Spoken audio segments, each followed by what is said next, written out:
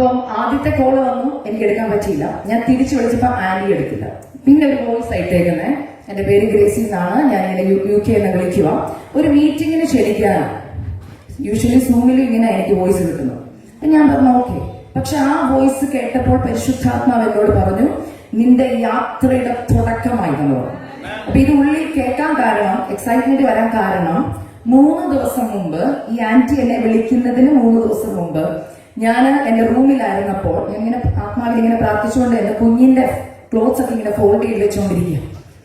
അപ്പൊ ഞാൻ ബാത്റൂമിലേക്ക് ഇങ്ങനെ കയറി അവിടെ കുറച്ച് തുണികൾ ഇങ്ങനെ ഇട്ടിട്ടുണ്ട്, അതിങ്ങനെ എടുത്തുകൊണ്ടിരിക്കുമ്പോ പെട്ടെന്ന് പരിശുദ്ധാത്മാവ് എന്നോട് പറയാം, നിന്റെ പെട്ടി റെഡിയാക്കിക്കോ, യാത്രയ്ക്കുള്ള തുടക്കം തുടങ്ങാൻ പോകാന്ന് പറഞ്ഞു. അപ്പൊ ഞാൻ ചോദിച്ചു ഇവിടെ പോവാനാ കർത്താവേ? അപ്പൊ കർത്താവ് എന്നോട് പറഞ്ഞു, United kingdom, the time has come, I'm going to take you from here to the nations. അപ്പൊ ഞാൻ കർത്താവിനോട് പറഞ്ഞു, കർത്താവ് എന്നെ പോലുള്ളവരെയൊക്കെ ആര് വിളിക്കാനാ? ഞാൻ സാധാരണ സൂമൊക്കെ ആയിട്ട് ഇങ്ങനെ നിന്നോളാം, എന്നെ ഒട്ടത്ത് വായിക്കണം, എനിക്ക് അതിനുള്ള കഴിവൊന്നുമില്ല കർത്താവെ. കർത്താവ് പറഞ്ഞില്ല.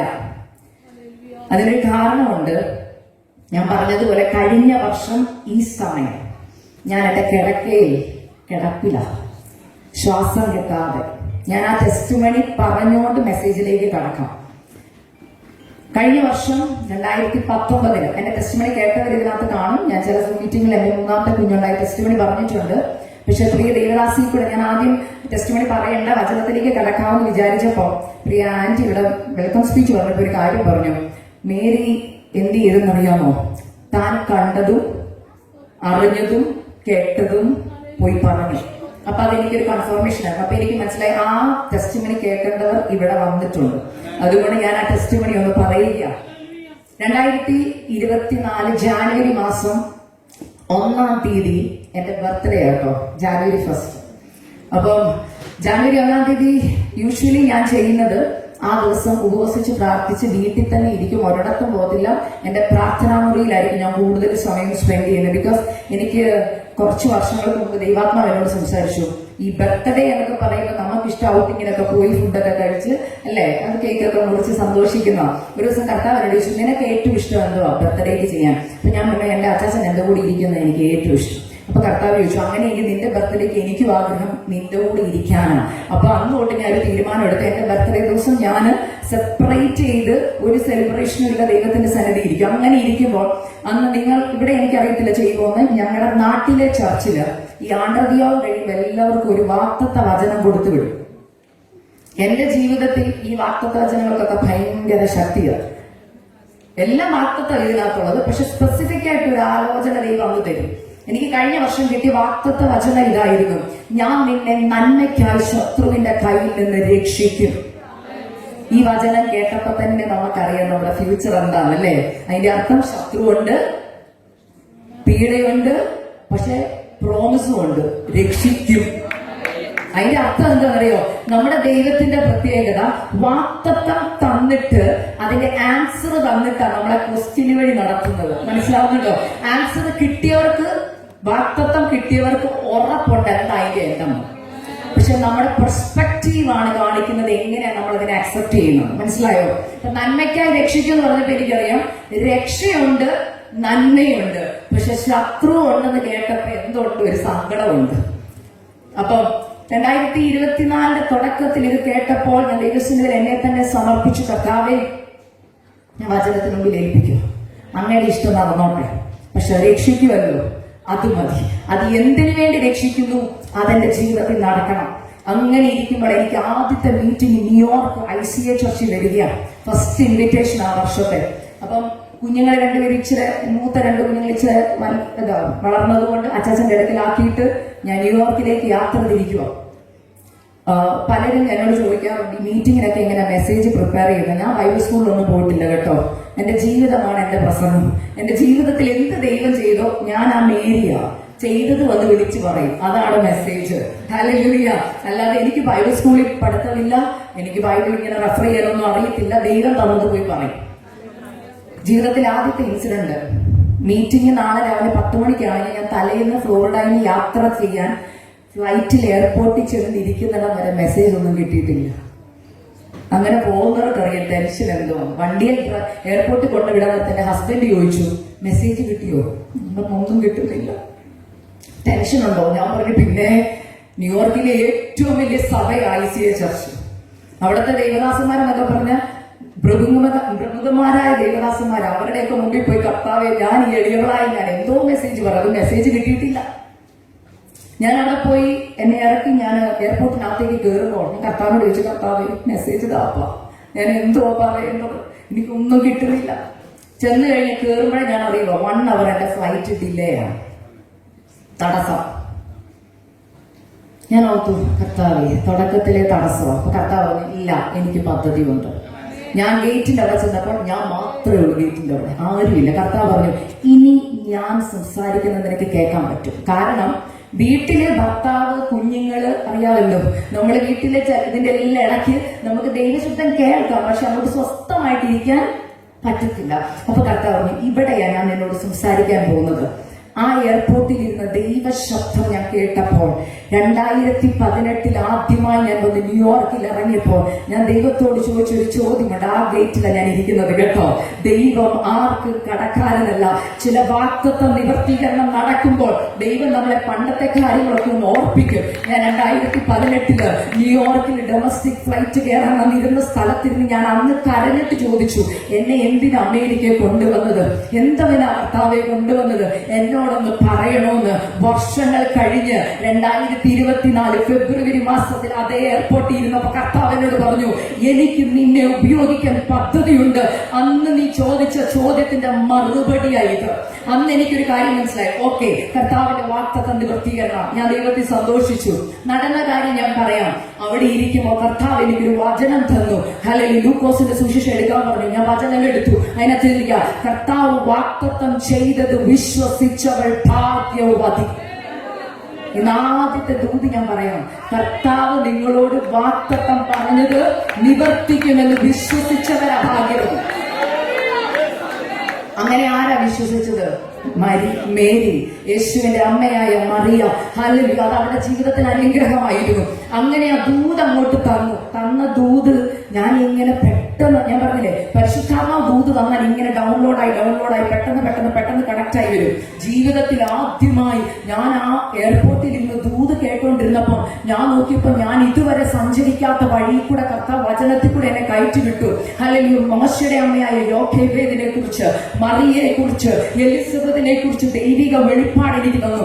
അന്ന് ഞാൻ പറഞ്ഞൊരു കാര്യമുണ്ട്. ഹല്ലേലൂയ. വാഗ്ദത്ത സന്തതികളെ ആർക്കെങ്കിലും വേണമെങ്കിൽ ആദ്യം അമ്മമാരെ ദൈവം സെപ്പറേറ്റ് ചെയ്തിരിക്കും. അതായത് നിങ്ങളുടെ ലൈഫിൽ ഒരു വിൽഡർനെസ്സിനെ ദൈവം അനുവദിച്ചിരിക്കും.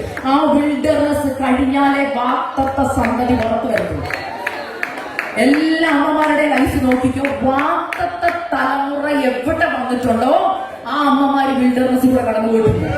ഈ ദൂതും അവിടെ പോയി പറഞ്ഞു, തിരിച്ചു വന്നു.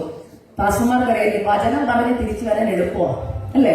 ദൈവം ദൂത് പറഞ്ഞു തിരിച്ചു. എന്റെ വിചാരം അത് ICA ചർച്ചകാർക്കുള്ളതാണ്. ഫെബ്രുവരി കഴിഞ്ഞ് തിരിച്ച് വീട്ടിൽ വന്നു.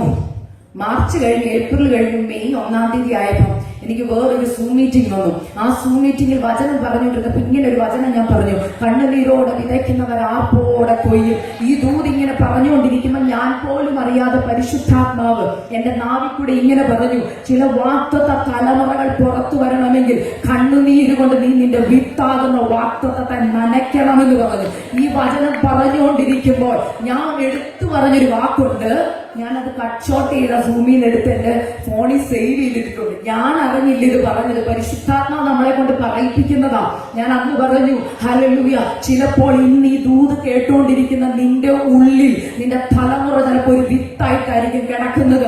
ആ തലമുറ പുറത്തു വരണമെങ്കിൽ മാതാവേ നീ കണ്ണുനീരൊഴുക്കി ആ വിത്തിനെ നനച്ചാലേ പറ്റത്തുള്ളൂ എന്ന് പറഞ്ഞു. ഇത് പറയുമ്പോൾ എന്റെ ഉദരത്തിൽ എന്റെ 3ാമത്തെ തലമുറ ഒരു വിത്തായി കിടപ്പുണ്ടായിരുന്നു. ഞാൻ അറിഞ്ഞില്ല. മെയ് മാസം അവസാനം ഞാൻ അറിയുന്നത് ഞാൻ പ്രഗ്നന്റ് ആണെന്ന്. ഹല്ലേലൂയ. അന്ന് എനിക്കൊരു കാര്യം മനസ്സിലായി. 2024 തുടക്കം തൊട്ട് ആ സമയം വരെ ഞാൻ പറഞ്ഞ ഓരോ ദൂതും മറ്റുള്ളവരോടായിരുന്നെങ്കിലും അത് എനിക്കുള്ളതായിരുന്നെന്ന് എനിക്ക് അപ്പോഴാ മനസ്സിലായത്. സാധാ പ്രഗ്നൻസി പോലെ 2-3 മാസമൊക്കെ അങ്ങ് പോയി. വോമിറ്റിംഗ് ഉണ്ട്, അല്ലാത്ത അസ്വസ്ഥതകളൊക്കെ ഉണ്ട്. ഞാൻ എന്താണോ ആദ്യം ഞാൻ പറഞ്ഞ ICA ചർച്ചിൽ പോയി പ്രസംഗിച്ചത്, ആ പ്രസംഗത്തിന്റെ ഓരോ ഘട്ടത്തിൽ കൂടെ ഞാൻ കടന്നു പോകാൻ തുടങ്ങി. കടന്നുപോയി ഞാൻ പറഞ്ഞില്ലേ, സെപ്റ്റംബർ മാസം 5-ാം മാസത്തിലോട്ട് കയറുക. എന്നോട് ദൈവം വർഷം ഞാൻ പറഞ്ഞില്ലേ, എന്റെ ഈ 3ാമത്തെ ആൺകുഞ്ഞ, അവനെ ഉണ്ടാവുന്നതിന് മുമ്പ്, അതായത് എന്റെ 2ാമത്തെ ആൺകുഞ്ഞിനെ ഞാൻ 2 മാസം പ്രഗ്നന്റ് ആയിരുന്നപ്പോ ഞാൻ പ്രാർത്ഥിക്കുന്നത്, അപ്പൊ നമ്മൾ ആർക്ക് വേണ്ടിയാണ് പ്രാർത്ഥിക്കുന്നത്? 2ാമത്തെ കൊച്ചിന് വേണ്ടി. ഈ 2ാമത്തെ കുഞ്ഞിന് വേണ്ടി പ്രാർത്ഥിക്കുക. ഉദരത്തിൽ കൊച്ചുണ്ട്. പ്രാർത്ഥിച്ചുകൊണ്ടിരിക്കുമ്പം അന്ന് ദൈവം ഒരു ദൈവദാസി കൂടെ എന്നോട് ഒരു ദൂത് പറഞ്ഞു. ഇതായിരുന്നു ആ ദൂത്: ഞാൻ നിനക്ക് 3ാമതൊരു ആൺകുഞ്ഞിനെ തരും. 2ാമത്തെ പ്രഗ്നൻസി പോകുന്ന ആളോട് 3ാമത്തെ പ്രഗ്നൻസിയെ കുറിച്ച് പറഞ്ഞ അവസ്ഥയൊന്ന് ഓർത്തു നോക്കി. ഞാൻ ഓർത്തു, ഈ കൊച്ചിനെ കുറിച്ച് വല്ല വാർത്തത്വം ഉണ്ടെങ്കിൽ പറ. അപ്പം ആ അമ്മച്ചി എന്നോട് പറഞ്ഞു, ഇല്ല മോളെ, നിനക്ക് 3ാമതൊരു ആൺകുഞ്ഞിനെ തരും. അവൻ വാക്തത്വം കയ്യിലേറ്റിരിക്കുന്നവനാ. അവനെ കുറിച്ച് എനിക്കൊരു പദ്ധതിയുണ്ട്. അവന്റെ സ്റ്റോറി ഞാൻ എഴുതി വെച്ചിരിക്കുന്ന സ്റ്റോറിയാ. പക്ഷെ അതിനു മുമ്പ് നിന്നെ എനിക്കൊന്ന് പ്രിപ്പയർ ചെയ്യണമെന്ന് പറഞ്ഞു. അത് ഞാൻ മറന്നുപോയി. അല്ലെങ്കിൽ 2ാമത്തെ കുഞ്ഞുണ്ടായി. അവനെ മൂത്തയാളെ വളർത്തുന്ന തിരക്കിലായിരുന്നു ഞാൻ വാക്തത്വം മറന്നുപോയി. കർത്താവ് വാക്തത്വം മറന്നില്ല. അല്ലെങ്കിൽ അതുകൊണ്ടാണ് ഈ ദൂത് എന്റെ കൈ ദൈവം തന്നുകൊണ്ടിരുന്നത്. ഞാൻ ഈ ദൂതൊക്കെ കേട്ട് ഇങ്ങനെ മറന്നുപോയെങ്കിലും കർത്താവ് ഓർത്ത ദൈവം എന്ത് ചെയ്തു? മെയ് മാസത്തിൽ എന്നെ ഈ ദൂത് ഓർപ്പിച്ചപ്പോ ഞാൻ ഓർത്തു, അയ്യോ, പെട്ടെന്നുള്ള അൺഎക്സ്പെക്ടഡ് പ്രഗ്നൻസി ആയിരുന്നു. ഷോക്കായിപ്പോയി. കാരണം മിനിസ്ട്രിയിൽ ഇങ്ങനെ യാത്രയൊക്കെ തുടങ്ങി വരുന്ന സമയമായതുകൊണ്ട് പെട്ടെന്ന് പ്രഗ്നന്റ് ആയപ്പോ ഒരു വിഷമം. കാരണം ഒരിടത്തും പോകാൻ പറ്റത്തില്ല, വീടിനകത്ത് തന്നെ. വിൽഡർനെസ് സ്റ്റാർട്ട് ചെയ്യുമായിരുന്നു. അതായത് മരുഭൂമിയിലേക്ക് കയറുക. പ്രൂണിംഗ് സ്റ്റേജ് എന്ന് പറയും. ഞാൻ അതിനെ വിളിക്കുന്നത് അണ്ടർ ദ ഗ്രൗണ്ട് സീസൺ. എന്താ അർത്ഥം അറിയാമോ? നമ്മൾ വാക്തത്വങ്ങളൊക്കെ പ്രാപിക്കുന്നതിന് മുമ്പ് നീയും ദൈവം തന്നെ ഒരു എൻകൗണ്ടറിലേക്ക് ദൈവം കൊണ്ടുവരും. കർത്താവ് വചനത്തിൽ ഇങ്ങനെ പറയുന്നു, ഞാൻ നിന്നെ തനിയെ മരുഭൂമിയിലേക്ക് കൊണ്ടുപോകും. അവിടെ വെച്ച് ഞാൻ നിന്നോട് കൃത്യമായി ഒന്ന് ഇടപെടും. ഇന്നിവിടെ ഇരിക്കുന്ന ആരെങ്കിലും ഒരു വിൽഡർനെസിന്റെ സ്റ്റേജിൽ കൂടെ കടന്നു പോകുന്നെങ്കിൽ പരിശുദ്ധാത്മ പറയുക, നിന്നോട് പറഞ്ഞ ഒരു വാക്തത്വം പുറത്തു വരാനുണ്ട്. അത് പുറത്തു വരണമെങ്കിൽ നീ വെറുതെ ഇങ്ങനെ പോയാൽ പറ്റത്തില്ല. ചിലതിനെ ചെത്താനുണ്ട്, ചിലതിനെ മുറിക്കാനുണ്ട്. അധികം ഫലം കായ്ക്കേണ്ടതിന് അതിശക്തമായ ചില വാക്തത്വങ്ങൾ പുറത്തു വരേണ്ടതിന് ഒരു വലിയ പ്രവർത്തിക്കായി ഞാൻ നിന്നെ വിൽഡർനെസ്സിലേക്ക് അയക്കുകയാണ്. ഏത് മാതാക്കളെ നോക്കിയിട്ട് അവർക്ക് വിൽഡർനെസ് ഉണ്ടായിട്ടുണ്ട്. സാധാ പ്രഗ്നൻസി, സാധാ ഡെലിവറി ആണെങ്കിൽ ഓർത്തോ അത്ര വലിയ ഗോളിംഗ് അല്ല. പക്ഷെ എല്ലാവർക്കും ഇല്ലാത്ത പ്രഗ്നൻസി കോംപ്ലിക്കേഷൻസിൽ കൂടെ നീ കടന്നു പോകുന്നുണ്ടെങ്കിൽ നിന്റെ ഉദരത്തിൽ കിടക്കുന്നത് ഒരു അഭിഷക്തനാ, ഒരു അഭിഷേകം ക്യാരി ചെയ്യുന്ന തലമുറയാ. കാരണം ശത്രുവിന്റെ തലയെ തകർക്കാൻ ഒരു യേശു ജനിച്ചപ്പോൾ മറിയ കടന്നുപോയത് സാധാ ഒരു വിഷയത്തിൽ കൂടെ അല്ല. അതിൽ നിന്ദകളുണ്ടായിരുന്നു, അപവാദങ്ങളുണ്ടായിരുന്നു. എന്നാൽ ആ അമ്മ പിടിച്ചു നിന്നത് കൊണ്ടാ ഒരു യേശു ജനിച്ചത്, അല്ലെ? അങ്ങനെയെങ്കിൽ ഇന്ന് ചിലരോട് കർത്താവ് പറയുക, നിന്റെ മേലൊരു വാക്തത്വം ഉണ്ടെങ്കിൽ അത് പുറത്തു വരണമെങ്കിൽ ഒരു വിൽഡർനെസ് ഉണ്ട്. ഞാൻ അങ്ങനെ 5-ാം മാസത്തിൽ കയറിയപ്പോൾ അതുവരെ കുഴപ്പമൊന്നുമില്ല. ഈ സെപ്റ്റംബർ മാസം ആദ്യത്തെ ആഴ്ച അതുവരെ എന്റെ മമ്മി കൂടെ ഉണ്ടായിരുന്നു. മമ്മി പോയി 3-4 ദിവസം കഴിഞ്ഞപ്പോ എനിക്ക് അസ്വസ്ഥത തുടങ്ങിയത്. അപ്പൊ അന്ന് പെട്ടെന്നുണ്ടായ ഒരു കാര്യം ഞാൻ പറയുക. ആ ആഴ്ചയില് ഒരു ഹൈന്ദവ കുടുംബം, 4 പേരുള്ള ഒരു കുടുംബം. ആ കുടുംബത്തിൽ സൂമിക്കൂടെ ഞാൻ വചനം പറഞ്ഞ് അവര് 3 പേര്, ഒരമ്മച്ചി, മോനും മരുമോളും, ഇവര് 3 പേര് രക്ഷിക്കപ്പെട്ടു. ഇവര് രക്ഷിക്കപ്പെട്ട് കഴിഞ്ഞ് 3 ദിവസം കഴിഞ്ഞപ്പോൾ എനിക്ക് അസ്വസ്ഥത. അപ്പൊ നമുക്കൊക്കെ ഒരു ചിന്തയുണ്ടല്ലോ, ശുശ്രൂഷയുടെ പോരാട്ടം, അല്ലേ? ഞാനും അങ്ങനെയൊക്കെ ചിന്തിച്ചോണ്ടായിരുന്നേ. പക്ഷെ പിന്നെ മനസ്സിലായല്ല, എന്നോട് കർത്താവ് പറഞ്ഞിരുന്നു, അണ്ടർ ദ ഗ്രൗണ്ട് സീസൺ ആണ്. ഈ മണ്ണിന്റെ അടിയിൽ പോകാൻ പറഞ്ഞ പൊക്കോണം, അതാണ് നല്ലത്. ഇല്ലേ കർത്താവ് പിടിച്ച് മണ്ണിന്റെ അടിയിൽ ഇടും. മരിച്ചു പോകുന്ന കാര്യമല്ല കേട്ടോ പറയുന്നത്. ഈ അണ്ടർ ദ ഗ്രൗണ്ട് സീസൺ എന്ന് പറഞ്ഞാൽ എന്താ, ഞാൻ എക്സ്പ്ലെയിൻ ചെയ്തു തരാം. മണ്ണിന്റെ അടിയിൽ ഒരു വിത്ത് കിടന്നാൽ അവിടെ എന്തോ അറിയോ, ഏകാന്തതയാ. പുറത്താരെങ്കിലുമായിട്ട് കണക്ഷൻ ഉണ്ടോ? ഇല്ല. ചിലരുമായിട്ട് നിങ്ങളെ സെപ്പറേറ്റ് ചെയ്ത് ഭർത്താവ് കൂടെ കാണത്തില്ല. ചില ഭർത്താവ് ജോലി പോകും, നിങ്ങൾ ഒറ്റയ്ക്കാവും. ഭർത്താവിനെ കാണാൻ പോലും കിട്ടുന്നില്ല, സംസാരിക്കാൻ കിട്ടുന്നില്ല, ആരെ വിളിച്ചിട്ട് ഫോണും കിട്ടുന്നില്ല. ആകെ ഒരു ഒറ്റപ്പെടൽ, ആകെ ഒരു ഏകാന്തത എന്ന് തോന്നുമ്പോ ഓർത്തോ, അണ്ടർ ദ ഗ്രൗണ്ടിൽ കർത്താവ് കയറ്റിയേക്കുക. കർത്താവിന് എന്തൊക്കെയോ ദൂത് കൈമാറാനുണ്ട്. ആ അണ്ടർ ദ ഗ്രൗണ്ടിൽ ദൈവവുമായിട്ടുള്ള ബന്ധത്തിൽ ആ വിത്ത് വന്നാൽ അത് വെള്ളം അബ്സോർബ് ചെയ്ത്, സൂര്യപ്രകാശം അബ്സോർബ് ചെയ്ത് അല്പം നാളുകൾ കഴിയുമ്പോൾ അതിൽ നിന്നൊരു മുള പുറപ്പെട്ടു വരും. അതൊരു വൃക്ഷമായി തീരും. അതിന്റെ മേലുള്ള ദൈവിക പദ്ധതികൾ പുറത്തു വരും. ഹല്ലേലൂയ. ഞാനിത് പറയാൻ കാരണം ആ സമയത്താണ് എനിക്ക് ശ്വാസം മുട്ടൽ തുടങ്ങുന്നത്. സാധാ ശ്വാസം മുട്ടലല്ല. എന്നോട് ഈ ജേർണി തുടങ്ങിയപ്പോഴേ കർത്താവ് പറഞ്ഞു, സാധാരണ പോലത്തെ 2 പ്രഗ്നൻസി പോലെ അല്ല ഈ ജേർണി എന്നോട് പറഞ്ഞായിരുന്നു. പക്ഷെ തുടക്കമെല്ലാം ജേർണി ഒരുപോലെ ആയിരുന്നു, ഞാൻ കാര്യമാക്കിയില്ല. പക്ഷെ നിങ്ങളോട് പറയാം, ഞാൻ US താമസിക്കാൻ നിങ്ങൾക്കറിയാം, അവിടെ ഹോസ്പിറ്റലിൽ പോകണം, ട്രീറ്റ്മെന്റ് കറക്റ്റ് സമയത്ത് എടുക്കണം, ഇല്ലെങ്കിൽ പ്രശ്നമാണ്. പക്ഷെ കർത്താവ് എന്നോട് പറഞ്ഞായിരുന്നു ഈ ജേർണി സ്പെഷ്യലാണ്. എന്തായിരുന്നു അറിയോ? കഴിഞ്ഞ വർഷത്തെ പ്രഗ്നൻസിയിൽ എനിക്കൊരു ഡോക്ടർ ഇല്ലായിരുന്നു, എനിക്കൊരു ഒറ്റ അപ്പോയിന്റ്മെന്റ് ഇല്ലായിരുന്നു, ഞാനും ദൈവവും മാത്രം. ഡെലിവറിയുടെ അന്നാണ് ഞാൻ ആദ്യമായിട്ട് ഹോസ്പിറ്റലിൽ കയറുന്നത്. അൾട്രാസൗണ്ട് ചെയ്തിട്ടില്ല, കൊച്ചാരെന്ന് എനിക്ക് അറിയത്തില്ല. കർത്താവ് പറഞ്ഞതുപോലെ സ്റ്റെപ്പ് എടുത്ത് വെച്ചു. ഡെലിവറിക്ക് ചെന്നപ്പോ ഡോക്ടർ എന്നോട് ചോദിച്ചു, ചെക്കപ്പ് ഇല്ലായിരുന്നു? ഇല്ല. എന്താ കാരണം? എനിക്ക് അപ്പോയിന്റ്മെന്റ് കിട്ടിയില്ല. അതിന് 2 കാരണമുണ്ട്. ഒന്ന്, ആദ്യം എനിക്ക് ഇൻഷുറൻസ് പ്രശ്നമായിരുന്നു. എന്റെ ഹസ്ബൻഡ് ജോലി ഒന്ന് സ്വിച്ച് ചെയ്തോണ്ട് ഇൻഷുറൻസ് പ്രശ്നമായിരുന്നു. ഇൻഷുറൻസ് റെഡി ആയതുകൊണ്ട് ഞാൻ ഹോസ്പിറ്റലിൽ വിളിച്ചപ്പോൾ അവർ പറഞ്ഞു 30 വീക്സ് കഴിഞ്ഞുകൊണ്ട് എടുക്കാൻ പറ്റത്തില്ലെന്ന് പറഞ്ഞു. ഇതിനൊക്കെ മുമ്പേ കർത്താവ് മര്യാദയ്ക്ക് എന്നോട് പറഞ്ഞതാ, ഈ ജേർണി ഡിഫറെന്റാ, ഞാനും നീയും തന്നെയാണെന്ന് പറഞ്ഞായിരുന്നു. ഈ എന്താണെന്ന് പറയുക, ഞാൻ അന്ന് പ്രസംഗത്തിൽ ഇങ്ങനെ ഒരു കാര്യം പറഞ്ഞു, യോക്കേബേദിനും മറിയയ്ക്കും എലിസബത്തിനും ഒന്നും ഒരു ഡോക്ടർമാരും ഇല്ലായിരുന്നു. ആരാ ഇറങ്ങി വന്നെന്നറിയാം അവർക്ക് വേണ്ടി? ദൈവത്തിന്റെ ദൂതന്മാർ അവർക്ക് വേണ്ടി ഇറങ്ങി വന്നത്. പരിശുദ്ധാത്മാവാണ് അവരെ പ്രൊട്ടക്ട് ചെയ്തെന്ന് പറഞ്ഞു. പറയാൻ എളുപ്പമായിരുന്നു, ജീവിതത്തിൽ വന്നപ്പോ പാടായിരുന്നു. പക്ഷെ എന്റെ ലൈഫിൽ എനിക്കൊരു കാര്യം പറയാം, എന്റെ ജീവിതത്തിൽ പരിശുദ്ധാത്മാവായിരുന്നു എന്റെ മുറിയിൽ ഇറങ്ങി വന്നത്. ഓരോ സമയം ശ്വാസം എടുക്കാൻ ഞാൻ ബുദ്ധിമുട്ടിയപ്പോൾ കർത്താവിനോട് ഞാൻ പറഞ്ഞു, കർത്താവേ ഞാൻ എന്തുവാ ചെയ്യേണ്ടത്? അന്ന് കർത്താവ് പറഞ്ഞൊരു കാര്യമുണ്ട്, 5ാം മാസത്തിലോട്ട് കയറിയതേ ഉള്ളൂ, ഉപവാസത്താലും പ്രാർത്ഥനയാലും അല്ലാതെ ഈ തലമുറത്ത് പുറത്ത് വരാൻ പറ്റത്തില്ലെന്ന് പറഞ്ഞു. ഞാനിത് പറയുമ്പോ ഇവിടെയുള്ള നിങ്ങളൊക്കെ തലമുറകളുള്ളവരായിരിക്കാം, പ്രഗ്നന്റ് എക്സ്പീരിയൻസ് ഉള്ളവരുടെ കാര്യം ഞാൻ പറയുന്നത്. പ്രഗ്നന്റ് ആയിരിക്കും ഉപവസിക്കാൻ പരിശുദ്ധാത്മാവ് പറയുള്ളൂ. ചോദിക്കുക, പ്രഗ്നന്റ് ആയിരിക്കുമ്പോ ഉപവസിക്കാൻ പരിശുദ്ധാത്മാവ് പറയുമോ? പറയും. എല്ലാവരോടും പറയത്തുമില്ല.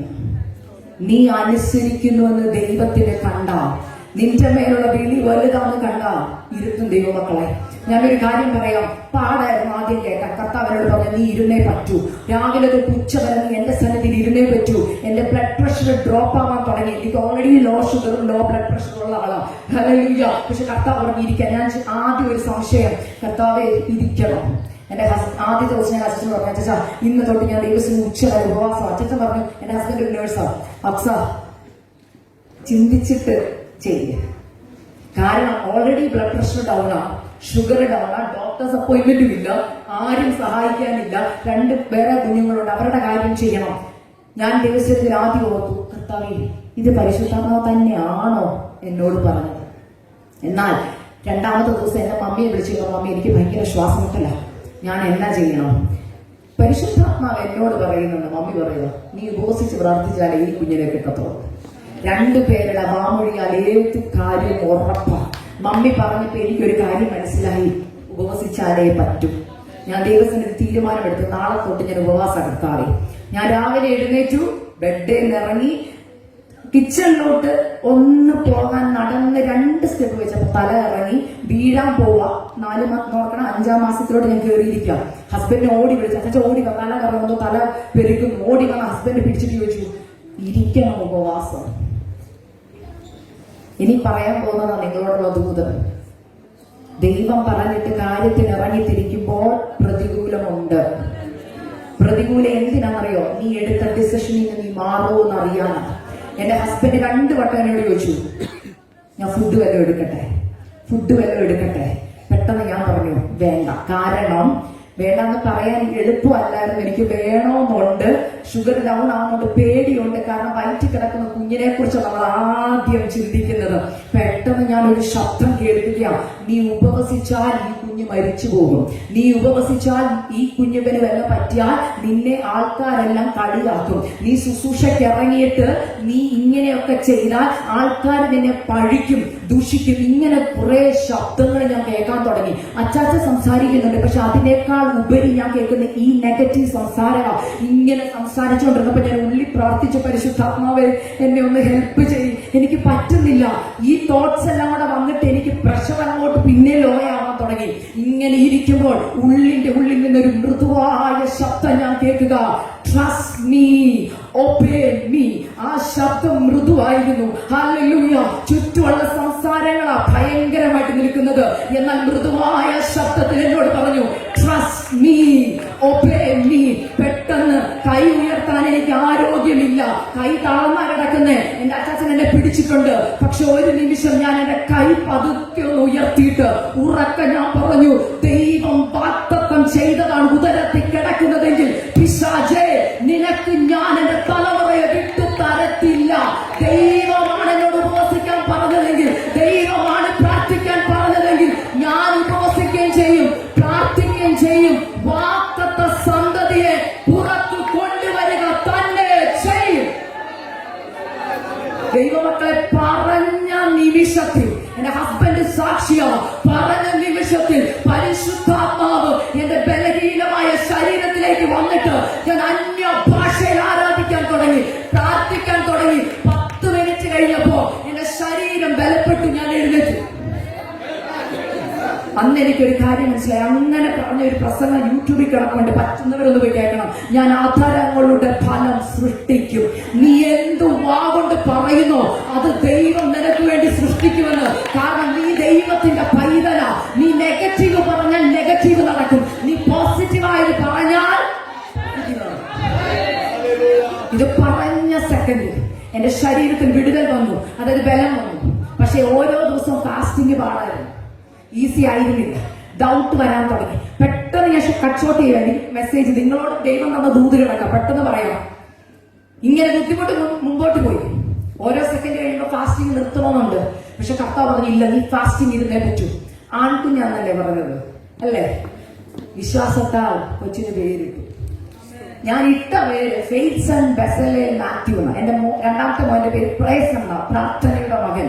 രണ്ടാമത്തവന് വിശ്വാസത്തിന്റെ മകൻ, ഫെയ്ത്സൺ. അപ്പൊ ഇതിന്റെ ഇടയ്ക്ക് ഒരു ട്വിസ്റ്റ് നടന്നു.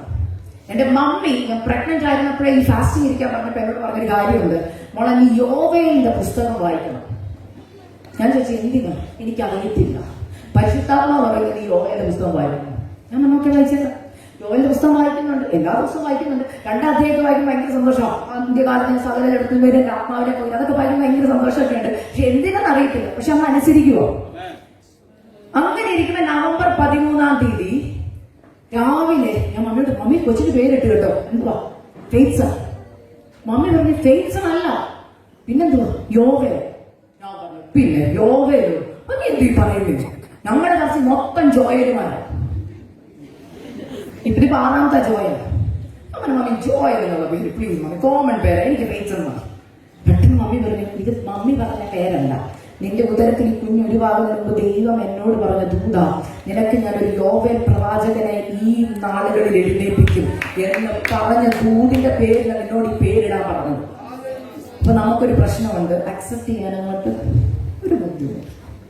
എനിക്കും ആ ബുദ്ധിമുട്ടുണ്ടായിരുന്നു. ഞാൻ കുഞ്ഞിനെ മോളെ സ്കൂളിൽ കൊണ്ടുപോയിട്ട് തിരിച്ച് ഡ്രൈവ് ചെയ്യുമ്പോഴെല്ലാം ഞാൻ പ്രാർത്ഥിക്കുക, കർത്താവേ യോവേൽ, ജോയൽ, ഇംഗ്ലീഷിലെ കാര്യം ഞാൻ പറഞ്ഞ ജോയലോ പ്ലീസ് എന്നോട് നീ ഒന്ന് കൃത്യമായിട്ടൊന്ന് സംസാരിച്ചേ. മമ്മി പറയുമ്പോൾ അക്സെപ്റ്റ് ചെയ്യാൻ ബുദ്ധിമുട്ട്, നമ്മ കർത്താവ് എന്നോടൊന്ന് പറ. അന്ന് നടന്ന കാര്യം, ഞാൻ ഡെയിലി റെഗുലറായിട്ട് ഇങ്ങനെ ബൈബിൾ ഇങ്ങനെ വായിച്ചു പോകും. അപ്പൊ ഞാൻ ദൈവത്തോട് പറഞ്ഞു, ഇന്ന് വചനത്തിൽ കൂടെ കർത്താവ് എനിക്ക് എന്ത് ചെയ്യണം? ഉറപ്പ് തരണം. കർത്താവിനോട് പറഞ്ഞ കർത്താവ് അങ്ങനെ തരുന്ന ദൈവമാണ്. അന്ന് ഞാൻ വായിക്കേണ്ടത് ഏതായിരുന്നറിയോ? അപ്പോസ്തലപ്രവൃത്തി 2-ാം അധ്യായം. അന്ന് വായിക്കേണ്ടത് നവംബർ 13. അപ്പോസ്തലപ്രവൃത്തി 2-ാം അധ്യായം എടുത്ത് ഞാൻ പ്രാർത്ഥനാ മുറിക്ക് എടുത്ത് വായിക്കുമോ? ഞാൻ പറഞ്ഞു, കർത്താവേ എനിക്ക് നമ്മൾ ചാലഞ്ച് ചെയ്യുന്ന ആരെയാണെന്നറിയോ? സകലത്തെ സൃഷ്ടിച്ച ദൈവത്തെയോ. ഞാൻ പറഞ്ഞു, ഈ വചനത്തിൽ കൂടെ കർത്താവ് എനിക്ക് കൺഫർമേഷൻ തന്നാൽ ഞാൻ എന്ത് ചെയ്യും? കൊച്ചിന് യോവേലിന്റെ പേര്. കാരണം അതിനകത്ത് എന്താ നമുക്ക് ആദ്യമേ അറിയാം, എന്തുവാ? പരിശുദ്ധാത്മാവിനെ കുറിച്ചോ? ശിശുമാർ അഭിഷേകം പ്രാപിച്ചു, അവർ എഴുന്നേറ്റ് പോയി, ഇതൊക്കെയല്ലേ ഉള്ളൂ. ഇതിനകത്ത് കൺഫർമേഷൻ പേരിനെ കുറിച്ചൊന്നും കിട്ടാനില്ലല്ലോ എന്നോർത്താ വായിക്കുന്നേ. വായിച്ചു വരുമ്പോ താണ്ട് കിടക്കുന്നു. പത്രോസ് എഴുന്നേറ്റ് നിന്ന് പറയുന്നു, യോവേൽ പ്രവാചകൻ മുഖാന്തരം ഞാൻ അരുളി ചെയ്തതുപോലെ ഇത് നടക്കുന്നെന്ന്. യോവേൽ എന്നുള്ള പേര് കണ്ടപ്പോ ഞാൻ സ്തംഭിച്ചു പോയി. പ്രാർത്ഥനാ മുറിയിലോട്ട് കമന്ന് കിടന്നിട്ട് പറഞ്ഞു, കർത്താവേ, അങ്ങ് പറഞ്ഞതുപോലെ എന്റെ തലമുറയുടെ പേര് യോവേൽ എന്നാ. അന്ന് ഞാൻ എന്റെ പ്രയർ ബുക്കിൽ എഴുതി വെച്ചു, യോവേൽ, ബെസലേൽ, മാത്യു. ഹല്ലേലൂയ. പേരെഴുതി വെച്ചിട്ട് അന്ന് തൊട്ട് വയറ്റിൽ നോക്കി കുഞ്ഞിനെ നോക്കിക്കൊണ്ട് പ്രവചിക്കാൻ തുടങ്ങി. യോവേലേ, നീ ദൈവത്തിന്റെ അഭിഷക്തനായി പുറത്തു വരും. എന്നോട് പലരും ചോദിച്ചു, എന്താ ഉറപ്പാകുമ്പോഴാണ്? ഞാൻ പറഞ്ഞു, ഫെബ്രുവരിയിൽ ഒരു പ്രസംഗം പ്രസംഗിച്ചായിരുന്നു. കർത്താവ് വാഗ്ദത്തം ചെയ്തത് വിശ്വസിച്ചവൾ ഭാഗ്യവതി. അങ്ങനെയെങ്കിൽ കർത്താവ് രണ്ടാമത്തെ കുഞ്ഞിനെ പ്രഗ്നന്റ് ആയിരിക്കുമ്പോ മൂന്നാമത്തെ കുഞ്ഞിനെ തരുമെന്ന് പറഞ്ഞിട്ടുണ്ടെങ്കിൽ നടന്നിരിക്കും. മനസ്സിലായോ? എത്ര പേർക്ക് ഉറപ്പുണ്ട്? നമ്മൾ വിശ്വാസികൾ എന്ന പേര് പറഞ്ഞാൽ പോരാ, പ്രവർത്തിയിൽ അത് വരണം. ചുരുക്കി പറയാം, ഫാസ്റ്റിംഗ് ആയിരുന്നു. പ്രസവിക്കുന്ന അന്നും ഫാസ്റ്റിംഗോടാ പ്രസവിച്ചത്. രണ്ട് കാര്യങ്ങളെ പറഞ്ഞ് പെട്ടെന്ന് നിർത്തുകയാണ്, ഈ ടെസ്റ്റിമണി നിർത്തുകയാണ്. രണ്ടാമത്തെ കാര്യം, ഒക്ടോബർ, നവംബർ, ഡിസംബർ മാസത്തിൽ എന്നും പോയി വെയിറ്റ് ചെയ്യും ഞാൻ വീട്ടിൽ. എന്തിനാണെന്നറിയോ? നമ്മളൊരു നേഴ്സൊക്കെ ആയതുകൊണ്ടേ നമുക്കൊരു ഉറപ്പ് വേണ്ട. ഡോക്ടറോ ചെക്ക് ചെയ്യുന്നില്ല, ഞാൻ ചെക്ക് ചെയ്യണ്ടേ, ഞാൻ നേഴ്സ് അല്ലേ. അത് എന്റെ സ്പെഷ്യാലിറ്റി OBG ആയിരുന്നു. അതുകൊണ്ട് എനിക്ക് എല്ലാം അറിയാവുന്ന ഒരു ഭാവമുണ്ട്. അതുകൊണ്ട് പോയി എപ്പോഴും വെയിറ്റ് ചെയ്യിക്കുക. എനിക്ക് ഇവിടെ വെച്ച് പറയാൻ അറിയത്തില്ല, ഞങ്ങളുടെ അവിടെ പൗണ്ട്സിലാണ്. 130 pounds ആയിരുന്നു ഞാൻ. മമ്മി പോയപ്പോൾ 130 pound ആയിരുന്നു, 132 pound ആയിരുന്നു. സെപ്റ്റംബർ തൊട്ട് ഡിസംബർ വരെ ചെക്ക് ചെയ്യുമ്പോൾ എത്രയാണെന്നറിയോ? 130 pounds. നിങ്ങൾക്ക് വിശ്വസിക്കാൻ പറ്റുമോ? അതായത് 1 ounce പോലും ഞാൻ എന്ത് ചെയ്തിട്ടില്ല, കൂടിയിട്ടില്ല. അപ്പൊ എന്ത് വരും പറ നിങ്ങള്? സംശയം. എന്തോ സംശയം? കുഞ്ഞുദരത്തിൽ അയ്യോ ഫാസ്റ്റിംഗ് ഇരിക്കണ്ടായിരുന്നു, കൊച്ചെന്ത് ചെയ്യുന്നില്ല, വളരുന്നില്ല. ഈ സംശയം കയറാൻ തുടങ്ങി. അങ്ങനെ ഇരിക്കുമ്പോൾ ഒരു രാത്രി ഞാനൊരു സ്വപ്നം കാണുന്നു. ഈ കൈയുടെ വലിപ്പമുള്ള ഒരു കൊച്ച്, അസ്ഥിപഞ്ചനമായ ഒരു കുഞ്ഞ്. ഉറക്കത്തിൽ ഒരു ശബ്ദം ഞാൻ കേൾക്കുക, നിനക്ക് കിട്ടാൻ പോകുന്ന കുഞ്ഞ് ഇതാണ്. നാട്ടുകാരൻ എന്നെ പരിഹസിക്കും, സഭക്കാരൻ എന്നെ പരിഹസിക്കും, ഈ കുഞ്ഞിനെ നീ പ്രസവിക്കാൻ പോകുന്നു പറഞ്ഞു. രാത്രി സ്വപ്നം കണ്ട് ഉറക്കത്തിൽ 8 മാസം 9 മാസത്തിനടുത്തായി ഞാൻ ചാടി എഴുന്നേറ്റു. കാലേ മസിൽ കയറി, ടെൻഷൻ കൂടിയിട്ട് രാത്രിയിൽ എനിക്ക് എന്റെ അടുത്ത് കിടക്കുന്ന ഹസ്ബൻഡിനെ പോലും എനിക്ക് വിളിക്കാൻ പറ്റുന്നില്ല. കാരണം ടെൻഷൻ കൂടിയിട്ട് സ്വപ്നം കണ്ടപ്പോൾ വികൃതമായ ഒരു കൊച്ച്. പേടിച്ചു പോയി. ഞാൻ എന്റെ ഹസ്ബൻഡിനെ തട്ടിയിട്ട് പറഞ്ഞു, ശ്വാസം കിട്ടുന്നില്ല. ഹസ്ബൻഡ് അറിയുന്ന പോലും, കാരണം ശക്തിക്കല്ല ഞാൻ വിളിക്കുന്നത്. ശ്വാസം കിട്ടാതെ സ്ട്രഗിൾ ചെയ്യുമ്പോൾ ഉള്ളിൽ വീണ്ടും ഒരു മൃദുവായ ശബ്ദം, trust me, obey me. Hallelujah. എന്റെ ഹോൾ പ്രഗ്നൻസി ഞാൻ കേട്ട ദൈവശബ്ദം അതാ, ട്രസ്റ്റ് മീ, ഒബേ മീ. ഞാൻ അപ്പൊ കർത്താവിനോട് പറഞ്ഞു, ആഗ്രഹമുണ്ടപ്പ, പക്ഷെ സ്വപ്നം കണ്ടപ്പോ പേടിച്ചു പോയി. കർത്താവ് പറഞ്ഞു, ഇല്ല, നീ എന്നെ വിശ്വസിച്ചാ മതി. വിശ്വസിച്ചാ നീ ദൈവത്തിന്റെ മഹത്വം കാണും. ദൈവശക്തി പ്രാർത്ഥിച്ചു. ദൈവമക്കളെ ചുരുക്കി പറയാം, വെയിറ്റ് ഒന്നും കൂടിയില്ല. അല്ലെങ്കിൽ അന്ന് ഞാൻ ഓർത്ത് എന്റെ വെയിറ്റിന്റെ പ്രശ്നം ഓർത്ത് വേറൊരു ആന്റിയുടെ വീട്ടിൽ പോയി വെയിറ്റ് ചെയ്തു. അവിടെയും ചെക്ക് ചെയ്തപ്പോൾ 130 pounds. ഡെലിവറിക്ക് പോകുന്നതിന്റെ അന്ന് ഞാൻ വെയിറ്റ് ചെയ്തു 130 pounds. ഹല്ലേലൂയ. ഹോസ്പിറ്റലിൽ ചെന്നു. ഹല്ലേലൂയ. ഡെലിവറിക്ക് കയറി. ഹല്ലേലൂയ. പല പ്രശ്നങ്ങളുണ്ടായിരുന്നു അതിന്റെ ഇടയ്ക്ക്, കാരണം അസ്വസ്ഥതകൾ എനിക്കുള്ളത് കൊണ്ട്. എന്നാൽ ഡെലിവറിക്ക് കയറി ചെന്ന് ഡെലിവറി കഴിഞ്ഞു. ഹല്ലേലൂയ. ട്രംപ് പ്രസിഡന്റായ ദിവസം. ഹല്ലേലൂയ. ആ സമയത്ത് എന്റെ മോനുണ്ടായി. ട്രംപ് അവിടെ സത്യപ്പുറത്ത് ഗെയിമിലുള്ള കൊച്ചുണ്ടായി, കുഞ്ഞുണ്ടായി. എന്റെ ഹസ്ബൻഡ് ഓടി വന്ന് എന്നോട് ചോദിച്ചു, നിനക്ക് ബേബിയെ കാണണമെന്ന് ചോദിച്ചു. ഇങ്ങനെ ചോദിച്ചാൽ, you want to see your fasting baby എന്ന് ചോദിച്ചു. ഞാൻ പറഞ്ഞു യെസ്. എന്റെ ഹസ്ബൻഡ് അവൻ അമ്പ്ലിക്കോടൊക്കെ കട്ട് ചെയ്തിട്ട് കുഞ്ഞിനെ എന്റെ കയ്യിലോട്ട് കൊണ്ടെത്തുന്നു. പേടിയുണ്ട് ഉള്ളിൽ. എന്താണെന്നറിയോ? കണ്ട സ്വപ്നം. എന്റെ ഹസ്ബൻഡ് വന്നിട്ട് പറഞ്ഞു, നീ നോക്കാൻ പറഞ്ഞു. ഞാൻ നോക്കിയപ്പോ ഞാൻ 3ാമത്തെ കുഞ്ഞിനെ പ്രസവിച്ചത്. എന്റെ ആദ്യത്തെ 2 കുഞ്ഞുങ്ങളും 7 pounds 1 ounce, even 8 pounds 3 ounce. ഞാനിത് പറയാൻ കാരണം 4 കിലോയ്ക്ക് അടുത്തുള്ള ഒരു കൊച്ചു. എന്റെ 3 കുഞ്ഞുങ്ങളുടെ ഫോട്ടോ ഇന്ന് കണ്ടാൽ അവനെ കണ്ടിട്ട് ഇന്ന് 8 മാസമായുള്ളൂ. പക്ഷെ എല്ലാരും ചോദിക്കുന്നേ, ഈ കുഞ്ഞിന് 1 വയസ്സായിരുന്നു. കാരണം അത്രയൊക്കെ ഉണ്ട് ആള്. ഞാൻ അവനെ കാണുമ്പോൾ പറയും, ഉപവസിച്ച് മേടിച്ചാൽ ഇങ്ങനെ ഇരിക്കും. അതായത് നിയമത്തിന് വിരോധമായി ദൈവത്തിന്റെ ആലോചന അനുസരിച്ച് നീ കാഴ്ചവടെ എടുത്തു വെച്ചാൽ നിന്നെ മാനിക്കേണ്ടത് ദൈവത്തിന്റെ കടമയാ. ദൈവമക്കളെ, ഞാൻ ഈ ടെസ്റ്റിമണി എവിടെയൊക്കെ പറഞ്ഞോ അവിടെയൊക്കെ വിഷയത്തിൽ കൂടെ കടന്നു പോകുന്നത്. ഈ വിഷയത്തിൽ കൂടെ കടന്നു പോകുന്ന കോംപ്ലിക്കേഷൻസിനെ എന്തുവാ ചെയ്യേണ്ട? ഒറ്റ കാര്യം പറഞ്ഞു, വയറെ കൈവച്ചുകൊണ്ട് പ്രവചിക്കാൻ പോകുന്നു. നീ എന്തു പ്രവചിക്കുന്നോ അത് ഉദരത്തിൽ നടക്കും. ഞാൻ എന്നും പ്രവചിച്ചു പറയുന്നു, യോഗയിലെ നീ മിടുക്കനായിട്ട് പുറത്തു വരും, നീ ആരോഗ്യവാനായി പുറത്തു വരും. ഞാൻ എന്നും കുഞ്ഞിനോട് സംസാരിക്കുമല്ലോ. എന്റെ പ്രാർത്ഥന മുറിയിൽ ഞാൻ ദൈവത്തോട് സംസാരിച്ച് രണ്ടാമത് സംസാരിക്കുന്ന കൊച്ചുമാണ്. ദൈവം പറഞ്ഞ ഓരോ ആലോചന പറയാൻ തുടങ്ങി. അങ്ങനെ ഉണ്ടായിക്കഴിഞ്ഞ ആ സമയത്ത് ഈ കുഞ്ഞുണ്ടായി കഴിഞ്ഞപ്പോൾ എന്നോട് ഞങ്ങളുടെ ചർച്ച നടന്നൊരു ഫാസ്റ്റിംഗ് പ്രയറിൽ പ്രത്യാശ എന്ന് പറഞ്ഞൊരു ദൈവദാസം വന്നിട്ട് എന്റെ തലയെ കഴിച്ചിട്ട് ഇങ്ങനെ ഒരു ദൂത് പറഞ്ഞു, ഈ കുഞ്ഞ് പുറത്തു വരുമ്പോൾ നിന്റെ ശുശ്രൂഷയുടെ ഫലം മാറും, നിന്നെ ഞാൻ UK, കാനഡ എന്ന രാജ്യങ്ങളിലേക്ക് അയക്കുമെന്ന് പറഞ്ഞു. അത് പറഞ്ഞ് 2ാം മാസത്തിലാണ് അല്ലെങ്കിൽ ആന്റിയുടെ കോള് വരുന്നത്, UK വരണമെന്ന്. എന്തെങ്കിലും ഡൗട്ട് ഉണ്ടോ ചെയ്യാൻ? ഞാൻ പറഞ്ഞു യെസ് ആന്റി, വന്നിരിക്കും. അതുകൊണ്ട് ഞാൻ പറഞ്ഞ ആന്റി വിളിച്ചിട്ടല്ല ഞാൻ വന്നത്, കർത്താവ് അയച്ചിട്ട് വന്നത്. മനസ്സിലായോ? പാസ്റ്റർ പറഞ്ഞൊരു കാര്യത്തോട് ഞാൻ 100% യോജിക്കുന്നു. കർത്താവ് പറഞ്ഞിട്ട് ചിലതിലേക്ക് വന്നാൽ എല്ലാം സ്മൂത്ത് അല്ല, പ്രശ്നമുണ്ട്. ഞാൻ ഇന്നലെ ഫ്ലൈറ്റ് കയറാൻ വേണ്ടി വൈകുന്നേരം എന്റെ വീട്ടിൽ നിന്ന് ഇറങ്ങുമ്പോൾ അതുവരെ ഒരു കുഴപ്പമില്ലായിരുന്നു. എന്റെ കുഞ്ഞുങ്ങൾക്ക് 2 പേർക്കും അതിശക്തമായ പനി. സ്കൂളിൽ നിന്ന് തിരിച്ചു വിട്ടു. സ്കൂളിൽ വീട്ടിൽ വന്നിരിക്കും. 102 ഡിഗ്രി പനിയുള്ള മോൻ. ഇട്ടിട്ട് പോരാൻ ഒരിച്ചിരി പ്രശ്നമാണ്, പ്രയാസമാണ്. പക്ഷെ ഞാൻ ഒരു കാര്യം ചെയ്തു. പ്രാർത്ഥനാ മുറിക്ക് കഥ അടച്ചിട്ട് ഞാൻ ഉയരത്തിലേക്ക് കൈ ഉയർത്തിട്ട് പറഞ്ഞു, പിശാചേ, ദൈവം വാഗ്ദത്തം പറഞ്ഞിട്ട് ഞാൻ UK പോകുന്നതെങ്കിൽ എന്റെ കുഞ്ഞിനല്ല, സാഹചര്യങ്ങൾ എന്ത് പ്രതികൂലമാണേലും ദൈവം അയച്ച മിഷന് വേണ്ടി ഞാൻ പോയിരിക്കും. നിനക്ക് തടയാൻ പറ്റത്തില്ല. ഞാൻ തുറന്നു പറയുക, നിങ്ങൾ എപ്പോഴൊക്കെ പിശാചിന് നേരെ നിങ്ങളുടെ വാക്കാവുന്ന ആയുധം ആത്മാവി പറയുമ്പോൾ ഓർത്തോ, അവൻ തകർന്നിരിക്കും. അതുകൊണ്ടാണ് നാവിനെ നെഗറ്റീവായിട്ട് പിശാച് ഉപയോഗിക്കുന്നത്. നിങ്ങൾ നോക്കിയ ആരോടെങ്കിലും വാക്കത്വം പറഞ്ഞിട്ട് നിങ്ങൾ പറയാം, ഓ അത് എന്റെ ജീവിതത്തിൽ നടക്കത്തില്ലെന്ന് പറഞ്ഞാൽ ഇച്ചിരി നാളെ നിങ്ങൾ വെയിറ്റ് ചെയ്യേണ്ടി വരും. എന്നാൽ കേൾക്കുമ്പോഴേ ഒന്ന് റിസീവ് ചെയ്ത് ഐ റിസീവ് ഇറ്റ്. എന്നിട്ട് വാക്തത്വം നടക്കാൻ വഴി തടസ്സമാണ്, പക്ഷെ ആ വഴിയെ നോക്കി പറയണം, ഇല്ല ഇത് നടന്നിരിക്കും. അങ്ങനെ പറഞ്ഞവർ ഇതിനകത്തുണ്ടെങ്കിൽ ഓർത്തോ, നിങ്ങളുടെ ലൈഫിൽ വാക്തത്വം നടന്നിരിക്കും. ഹല്ലേലൂയ. ഇനി ഈ മീറ്റിംഗിലേക്ക് പ്രാർത്ഥിച്ചപ്പോൾ ദൈവം തന്ന ദൂതിലേക്ക് ഞാൻ കടക്കുക. ഞാൻ ആദ്യമേ പറയുക, ഞാനൊരു പ്രീച്ചർ അല്ല, മെസ്സഞ്ചർ. നാട്ടിലെ ഭാഷയിൽ പറഞ്ഞ പോസ്റ്റ്മാനാണ്, അല്ലെങ്കിൽ പോസ്റ്റ് വുമണാണ്. ദൈവം ഒരു ആലോചന തന്നിട്ടുണ്ട്. നമ്മൾ പോസ്റ്റ്മാൻ വന്ന ലെറ്റർ എന്നുള്ള ഗുണമല്ല, അതിനകത്ത് നെഗറ്റീവും കാണും, ഇഷ്ടമില്ലാത്തത് കാണും. ചിലപ്പോൾ ഫയർ ചെയ്തതായിരിക്കും അല്ലേ, ഇവിടെ നേരിട്ടായിരിക്കും തരുന്നത്. അല്ലെങ്കിൽ അല്ലെ റിജക്റ്റ് ആയെന്നുള്ള മറുപടിയൊക്കെ ആയിരിക്കാം, അല്ലെങ്കിൽ സന്തോഷമുള്ളതും കാണും അല്ലേ. നിങ്ങൾ ആരെങ്കിലും പോസ്റ്റ്മാനെ കുറിച്ച് തല്ലിയിട്ടുണ്ടോ? ഇല്ല. കാരണം എന്നാ? പുള്ളി അതിന് ഉത്തരവാദിയല്ല. ഇതുപോലെ ദൈവം എനിക്ക് തന്ന ദൂത് ഞാൻ പറയാൻ പോവാ, ഞാൻ ഉത്തരവാദിയല്ല.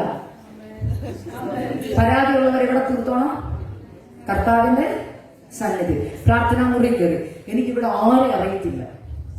ആകെ അറിയുന്ന ഒരു വ്യക്തിയുണ്ട്, എന്റെ സീനിയറായിട്ട് പഠിച്ച ചേച്ചി, എന്റെ നഴ്സിംഗ് സീനിയറാണ് സന്നിധ ചേച്ചി. ആ ചേച്ചിയെ ഇവിടെ വന്ന് അനേക വർഷങ്ങൾക്ക് ശേഷം കണ്ടതിൽ ഒത്തിരി സന്തോഷം. ഓക്കെ, വേറെ ആരെയും എനിക്ക് വലിയ പരിചയമില്ല. അതുകൊണ്ട് ഞാൻ ഇവിടെ നിൽക്കുമ്പോൾ നിങ്ങളെ അക്സ എന്ന് പറഞ്ഞ വ്യക്തിയെ നോക്കണ്ട. പരിശുദ്ധാത്മാവ് നിങ്ങളെ സ്നേഹിച്ച് എന്നോട് പറഞ്ഞ ആലോചന മറച്ചു വെക്കണം. ഞാൻ പറഞ്ഞു, ഞാൻ ശുശ്രൂഷയ്ക്ക് ഇറങ്ങിയപ്പോൾ, പ്രസംഗിക്കാൻ കർത്താവ് വിളിച്ചപ്പോൾ എന്റെ പ്രാർത്ഥന മുറി വന്ന് പറഞ്ഞൊരു വാക്കുണ്ട്, it is good to be judged by people than judged by God. മനുഷ്യരാൽ വിധിക്കപ്പെടുന്നതിനേക്കാൾ നല്ലത് ദൈവം നിങ്ങളോടൊന്ന് വിധിച്ചാലും ഐ ഡോണ്ട് കെയർ. കേട്ടോ? മനസ്സിലായോ? നാളെ വിളിച്ചില്ലേലും ഒരു പരാതിയില്ല. ശുശ്രൂഷ തന്നത് ദൈവമാണ്. പക്ഷെ ഞാൻ തുടക്കം പറഞ്ഞപ്പോ മനസ്സിലായി കാണുമല്ലോ എന്ത് ദൂതാ വരാൻ പോകുന്നത്. ഒറ്റ ദൂതാ, മാനസാന്തരത്തിനൊത്ത ഫലം കഴിക്കണം. ഓക്കെ, നമുക്ക് വചനത്തിലേക്ക് കടക്കാം. ഹല്ലേലൂയ. ഇന്നത്തെ വചനത്തിന് ദൈവം എനിക്ക് തന്നിരിക്കുന്നത്, are you a fruitful disciple to the Lord? നിങ്ങൾ ദൈവത്തിന് വേണ്ടി ഫലം കായ്ക്കുന്നവർ ആണോ? ഹല്ലേലൂയ. അതിനാധാരമായി ലൂക്കോസിന്റെ സുവിശേഷം 13-ാം അധ്യായം അതിന്റെ 6 തൊട്ടുള്ള വാക്യങ്ങളാണ്. ഞാൻ അതിനകത്ത് ഏറ്റവും കാതലായ ഭാഗം മാത്രം ഞാനൊന്ന് പറയാം.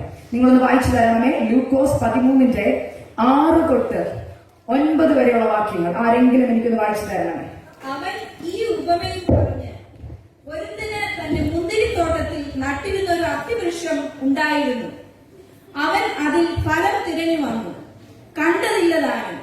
അവൻ തോട്ടക്കാരനോട്, ഞാൻ ഇപ്പോൾ 3 സംവത്സരമായി ഈ അത്തിയിൽ ഫലം തിരഞ്ഞു വരുന്നു, കാണുന്നില്ലതാനും. അതിനെ വെട്ടിക്കളക, അത് നിലത്തെ നിഷ്ഫലമാക്കുന്നത് എന്തിന് എന്ന് പറഞ്ഞു. അതിന് അവൻ, കർത്താവെ, ഞാൻ അതിന് ചുറ്റും കിളച്ച വളം ഇടുവോളം ഈ ആണ്ടുകൂടെ നിൽക്കട്ടെ, മേലാൽ കായ്ച്ചെങ്കിലോ ഇല്ലെങ്കിൽ വെട്ടിക്കളയാമെന്ന് ഉത്തരം പറഞ്ഞു. സിസ്റ്റർ 8ാമത്തെ വാക്യം ഒന്നുകൂടെ വായിക്കുന്നു.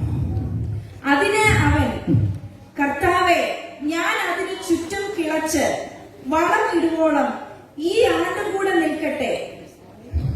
യെസ്, ആർക്ക് സന്തോഷമില്ല. പക്ഷെ കർത്താവ് എന്നോട് പറഞ്ഞ കൂടി ഞാൻ പറയാം, ഈ ആണ്ടും കൂടെ നിൽക്കട്ടെ.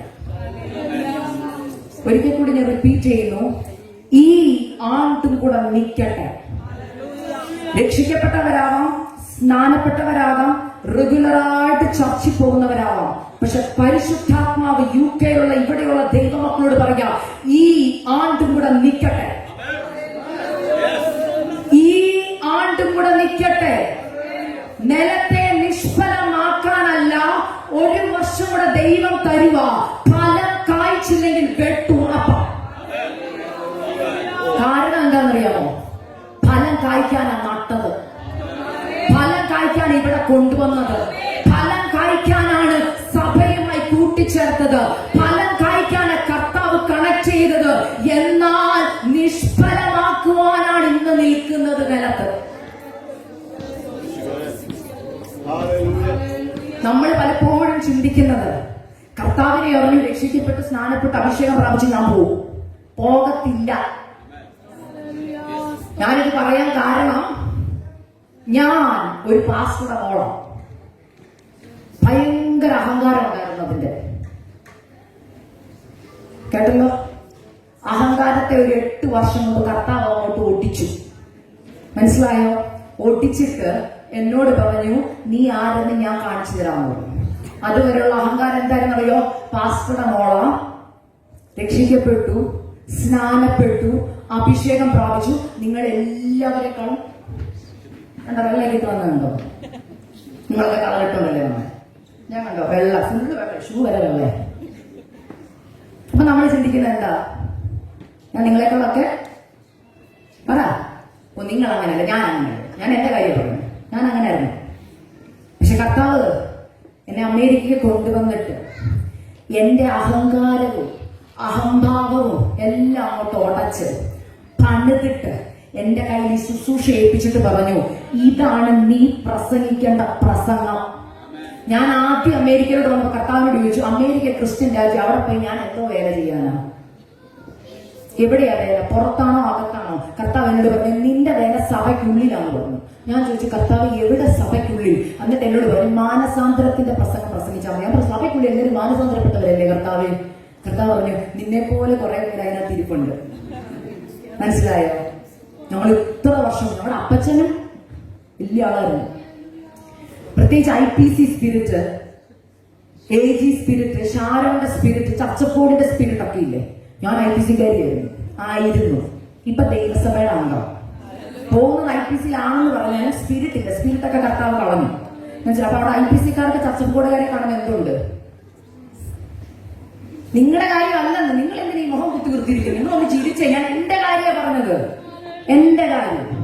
ഈ സ്പിരിറ്റ് മാറിയില്ലെങ്കിൽ കർത്താവിന്റെ സ്പിരിറ്റ് വർക്ക് ചെയ്യത്തില്ല. നമ്മൾ വേറൊരു സ്പിരിറ്റിലാണ് വർക്ക് ചെയ്യുന്നത്. മനസ്സിലായോ? ഈ സ്പിരിറ്റ് ഒക്കെ ഇന്ന് ഒടിയണം. ഇന്ന് ഈ പകൽക്കാലം ഹല്ലേലൂയ. നിങ്ങൾ ആരാലാണ് നയിക്കപ്പെടുന്നറിയോ? പരിശുദ്ധാത്മാവിനാണ് നയിക്കപ്പെടുന്നത്. IPC-യുടെ സ്പിരിറ്റ് അല്ല, ഷാലോന്റെ സ്പിരിറ്റ് അല്ല, ചർച്ചപ്പോളിന്റെ സ്പിരിറ്റും അല്ല. ആ സ്പിരിറ്റിൽ ഇരുന്ന ഇവിടെ ഇരിക്കും. കർത്താവിന്റെ സ്പിരിറ്റ് വന്നാലേ മേളോട്ട് പോകും. മനസ്സിലായോ? ഞാൻ പറയാം, എന്റെ ജീവിതത്തിൽ ഇല്ലാത്ത ഞാൻ പ്രസംഗിക്കത്തില്ല. എന്റെ ജീവിതത്തിൽ വന്നതാണ് ഞാൻ പ്രസംഗിക്കുന്നത്. എന്നോട് ചിലര് ചോദിക്കും, ചേച്ചി മെസ്സേജ് ഒക്കെ കൊടുക്കുന്നുണ്ടല്ലോ, എന്ന യഥാർത്ഥ മാനസാന്തരം വന്നെന്ന്. ഞാൻ പറയും, 8 വർഷമായിട്ട് യഥാർത്ഥമായിട്ട് മാനസാന്തരപ്പെട്ടിട്ട്. ഇപ്പൊ 37 വയസ്സുണ്ട്. പക്ഷെ പാസ്റ്ററുടെ മോളായിരുന്നു. മനസ്സിലായല്ലോ? 10 വയസ്സുള്ളൊക്കെ രക്ഷിക്കപ്പെട്ടതോ, 11 വയസ്സുള്ളൊക്കെ സ്നാനപ്പെട്ടതോ, അഭിഷേകം പ്രാപിച്ചതോ, നന്നായിട്ട് അന്യഭാഷ പറയുമായിരുന്നു. ഞാൻ അനുഭവം പറയുമ്പോൾ നിങ്ങൾക്ക് മനസ്സിലാവും. ഞാൻ അമേരിക്കയിൽ വരുന്ന വരെ എന്റെ പ്രാർത്ഥന വിഷയം ഇപ്പം ആന്റി പറഞ്ഞപ്പോ ഞാൻ ഒരു കാര്യം പറയാം. ആസാദി ചാനൽ എത്ര പേര് ഇതിനകത്ത് കാണുന്നുണ്ട്? എന്റെ ടെസ്റ്റിമണി കേട്ടവർ എത്ര പേരുണ്ട്? ഒന്ന് കൈ ഉയർത്താവോ? നിങ്ങളൊക്കെ കണ്ടത് ഏത് ടെസ്റ്റിമണിയാ? 1,94,000 പേര് കണ്ട ടെസ്റ്റിമണിയല്ലേ? എല്ലാം മറുപടിയും തന്ന ടെസ്റ്റിമണിയല്ലേ? അതിന്റെ സെക്കൻഡ് പാർട്ടുണ്ട്, ഞാൻ മാനസാന്തരപ്പെട്ട ടെസ്റ്റിമണി. അതിൽ വെറും 13,000 പേരെ കണ്ടിട്ടുള്ളൂ. ഞാൻ ഉള്ള കാര്യം പറയുന്ന ദേവദാസന്മാരെ, നിങ്ങൾ പോയി നോക്കിക്കൂ. കർത്താവ് ചോദ്യങ്ങൾക്കൊക്കെ മറുപടി തന്നെന്ന് പറഞ്ഞ ഒരു ടെസ്റ്റിമണിയുണ്ട്, നിയമങ്ങളെ മാറ്റുന്ന ദൈവം. അതാ അതിന്റെ ടൈറ്റിൽ. 5 ദിവസം കൊണ്ട് 1 ലക്ഷം കഴിഞ്ഞു. ടെസ്റ്റിമണി അങ്ങ് കേറി നമ്മൾ പറഞ്ഞാല് ഫേമസ് ആയി, സെലിബ്രിറ്റി ആയി. പക്ഷെ രണ്ടാമത്തെ ഒരു പാർട്ടുണ്ട്, അത് ആർക്കും വേണ്ട. ഏതാണെന്നറിയോ? അമേരിക്ക കൊണ്ടുവന്ന് മാനസാന്തരപ്പെടുത്തിയ ടെസ്റ്റിമണി. അത് 13,000 പേരെ കണ്ടിട്ടുള്ളൂ. ഇന്ന് ഞാൻ നിങ്ങളെ എൻകറേജ് ചെയ്യും, അത് പോയി ഒന്ന് കേൾക്കണേ. മറ്റേത് കാണാൻ നിങ്ങൾ മനസ്സിലായോ? അത് കാണുകയേ വേണ്ട. യുവ ഫോർ ജീസസ്, ആസാദിയുടെ യുവ ഫോർ ജീസസ് നടിച്ചു കൊടുത്തിട്ട് ഈ ടെസ്റ്റിമണി ഒന്ന് കേൾക്കണം. അതിനകത്ത് ഞാൻ വിശദീകരിച്ച് പറഞ്ഞു. ഇപ്പൊ അതിനൊന്നും സമയമില്ല. ഈ മെസ്സേജിലേക്ക് ഞാൻ പെട്ടെന്ന് കടക്കുകയാണ്. ഞാനിത് പറയാൻ കാരണം, ഞാനും വിചാരിച്ചുകൊണ്ടിരുന്നത് ഞാൻ കർത്താവിന് വേണ്ടി ഫലം കഴിക്കുന്നുണ്ടെന്നായിരുന്നു. ഈ അത്തി ഞാനും വിചാരിച്ചു, ഞാൻ എന്നെ നട്ടു, നല്ലൊരു കുടുംബത്തിൽ നട്ടു, നല്ല സഭ, പപ്പ പാസ്റ്റർ, ഞാനങ്ങ് ഫലം കൊടുക്കുമെന്നാണ് വിചാരിച്ചുകൊണ്ടിരുന്നത്. പക്ഷെ എന്തോ ഫലമാണ് കർത്താവ് കാണിച്ചു തന്നപ്പോഴാണ് മനസ്സിലായത്, ആത്മാവിന്റെ ഫലമൊന്നും ഇല്ല. ഞാൻ പറയുമ്പോൾ വിഷമം തോന്നാം, സാരമില്ല. ഞാൻ പറയുന്നൊരു കാര്യമുണ്ട്, കർത്താവിന്റെ വചനം എന്ന് പറയുന്നത് ഇറ്റ്സ് എ സർജറി. മനസ്സിലായി? Truth is like a surgery, lie is like a pain killer. കേട്ടോ? Truth is like a surgery, lie is like a pain killer. നിങ്ങൾക്ക് ചൂസ് ചെയ്യാം, പെയിൻ കില്ലർ വേണോ സർജറി വേണോ? ചിലർ ഇന്നും പെയിൻ കില്ലർ വേണ്ടി നടക്കുക. എനിക്കിവിടെ വന്ന് നിങ്ങളെയൊക്കെ കൈകൊട്ടിക്കാനുള്ള മെസ്സേജ് അറിയാം. നിങ്ങളെ അനുഗ്രഹിക്കും, ബാലനെ തലയാക്കും, UK വലിയ ആളാക്കും എന്നൊക്കെ പറഞ്ഞ് നിങ്ങൾ കൈയടിക്കും. പക്ഷെ എനിക്കൊരു കാര്യം വെച്ചാൽ, പണ്ട് എനിക്ക് അങ്ങനത്തെ മെസ്സേജ് കേൾക്കാനായിരുന്നു ഇഷ്ടം. മനസ്സിലായോ? തുടക്കത്തിലെ പാസ്റ്റർ മെസ്സേജിന്റെ വാക്യം വായിക്കുന്ന നമ്മ പാസ്റ്റർമാരുടെ പിള്ളേർക്ക് അറിയത്തില്ലയോ ഇത് ഏത് മെസ്സേജാ വരുന്നത്? യെശയ്യാവ് പ്രവാചകന്റെ പുസ്തകത്തിൽ നിന്നൊക്കെ വാക്യം വരുമ്പോ എന്തൊരു സന്തോഷം പറയും. ഞാൻ എഴുതി വെക്കാൻ പേപ്പറൊക്കെ റെഡി, നിന്നെ വാലല്ല തലയാക്കും, എഴുതിയിടും. അതിന് മുമ്പ് മാനസാന്തരത്തിന്റെ പ്രസംഗം ആരെങ്കിലും പ്രസംഗിച്ചാൽ ഞാൻ പറയും, അത് എനിക്കുള്ളതല്ല, ആ ആന്റിക്കുള്ളത്. ഞങ്ങൾ 4 പെൺപിള്ളേരായിരുന്നു. വീട്ടിൽ വന്നിട്ട് പിന്നെ അങ്ങോട്ടൊരു ചർച്ചയുണ്ട്. എന്താണല്ലോ, ഇന്ന് പുള്ളിക്കാരിക്ക് കണക്കിന് കിട്ടിയിട്ടുണ്ട്, മാനസാന്തരപ്പെട്ടാൽ മതിയായിരുന്നു. അപ്പൊ എന്റെ മമ്മി ചോദിക്കും, നിനക്ക് വല്ലതും കിട്ടിയോ? നീ മാനസാന്തരപ്പെടണ്ടേ? നമുക്ക് അങ്ങനത്തെ സ്വഭാവമൊന്നും ഇല്ല. മനസ്സിലായോ? ഞാൻ കുറെ നാൾ അങ്ങനെ ആയതുകൊണ്ട് എനിക്ക് അങ്ങനത്തെ സിംറ്റംസ് ഉള്ളവരെ കാണുമ്പോൾ പെട്ടെന്ന് മനസ്സിലാവും. മനസ്സിലായോ? നമുക്കൊരു രോഗം വന്ന് ശീലിച്ച് അതിനകത്തൊന്ന് വിടുതലൊക്കെ വന്നു കഴിഞ്ഞാൽ, ആരെങ്കിലും കോവിഡ് വന്ന എക്സ്പീരിയൻസ് ഉള്ളവരല്ലേ നമ്മള്. ഇപ്പൊ എന്ത് സിംറ്റം വന്നാലും നമ്മൾ പറയും കോവിഡ് ടെസ്റ്റ് ചെയ്ത് നോക്കട്ടെ, അത് തന്നെ ഉറപ്പാ. എന്തുകൊണ്ടാണ്? നമുക്കത് എക്സ്പീരിയൻസ് ഉള്ളതുകൊണ്ടാണ്. അതുകൊണ്ട് എനിക്ക് നല്ല എക്സ്പീരിയൻസ്. ആരെങ്കിലും അവരുടെ വിഷയം പറഞ്ഞ് തുടക്കം വിടുമ്പോഴേ എനിക്കറിയാം എന്ത് സിംറ്റമാണിതെന്ന്. ദൈവം അതിനെ എന്നെ വിടുവിച്ചത്. അതുകൊണ്ട് ഞാൻ ആ മെസ്സേജാ പ്രസംഗിക്കുന്നത്. മനസ്സിലാവുന്നുണ്ടോ? അതുകൊണ്ട് വാഗ്ദത്തം ദൈവം ചെയ്തോ, പക്ഷെ നമ്മൾ ചിലത് എഴുതണമെന്ന്. തിരുത്തി എഴുതേണ്ടത് തിരുത്തി എഴുതണം. ആദ്യത്തെ പോയിന്റിലേക്ക് ഞാൻ കിടക്കാം.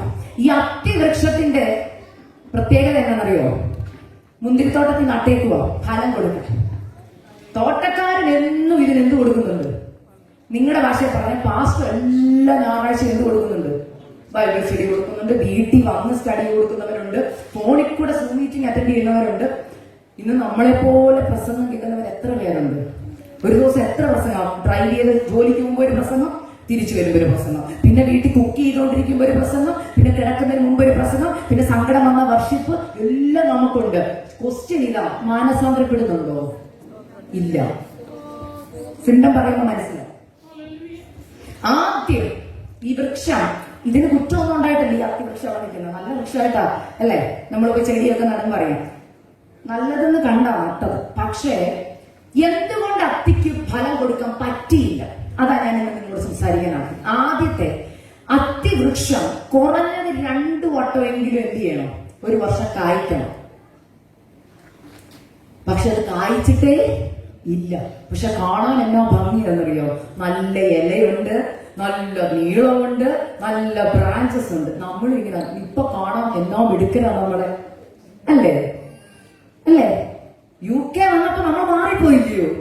ഇല്ലേ? നാട്ടിലായിരുന്നപ്പോഴോ? പറ, ഞാൻ എന്റെ അവസ്ഥ പറയാം. നിങ്ങളൊക്കെ ചിലപ്പം ഉള്ളിടത്തായിരിക്കും ജനിച്ചത്. ഞാൻ ഒന്നും ഇല്ലാത്തടത്ത് ജനിച്ചത്. ഒന്നുമില്ല, വീടില്ല, വസ്തുവില്ല, വാടകയ്ക്കുള്ള വീട്ടിലാണ് താമസിച്ചു. ഓർമ്മലിക്കുന്ന വീട്ടിൽ നിന്നാണ് വന്നത്. അന്ന് ഒരു തുണിയുള്ള ഒറ്റ ഉടുപ്പ്, അത് കരിമ്പം പിടിച്ചതും ഒക്കെ ആയിരുന്നു. അമേരിക്ക വന്നപ്പോൾ എന്ത് ചെയ്തു? ഇഷ്ടം പോലെ തുണിയായി, നമുക്ക് മാറ്റമൊക്കെ വന്നു തുടങ്ങി. നമ്മൾ ഇതിനെയൊക്കെ അനുഗ്രഹം എന്ന് പറയും, അല്ലേ? കർത്താവിനെ ആ സാക്ഷ്യത്തിന് ഇപ്പൊ സമയം തന്നെ നമ്മൾ പറഞ്ഞ സാക്ഷ്യത്വം, നിന്ദിച്ചവരുടെ മുമ്പിൽ പറ, ദുഷിച്ചവരുടെ മുമ്പിൽ കർത്താവിനെ മാനിച്ചു, കർത്താവിനെ അനുഗ്രഹിച്ചു.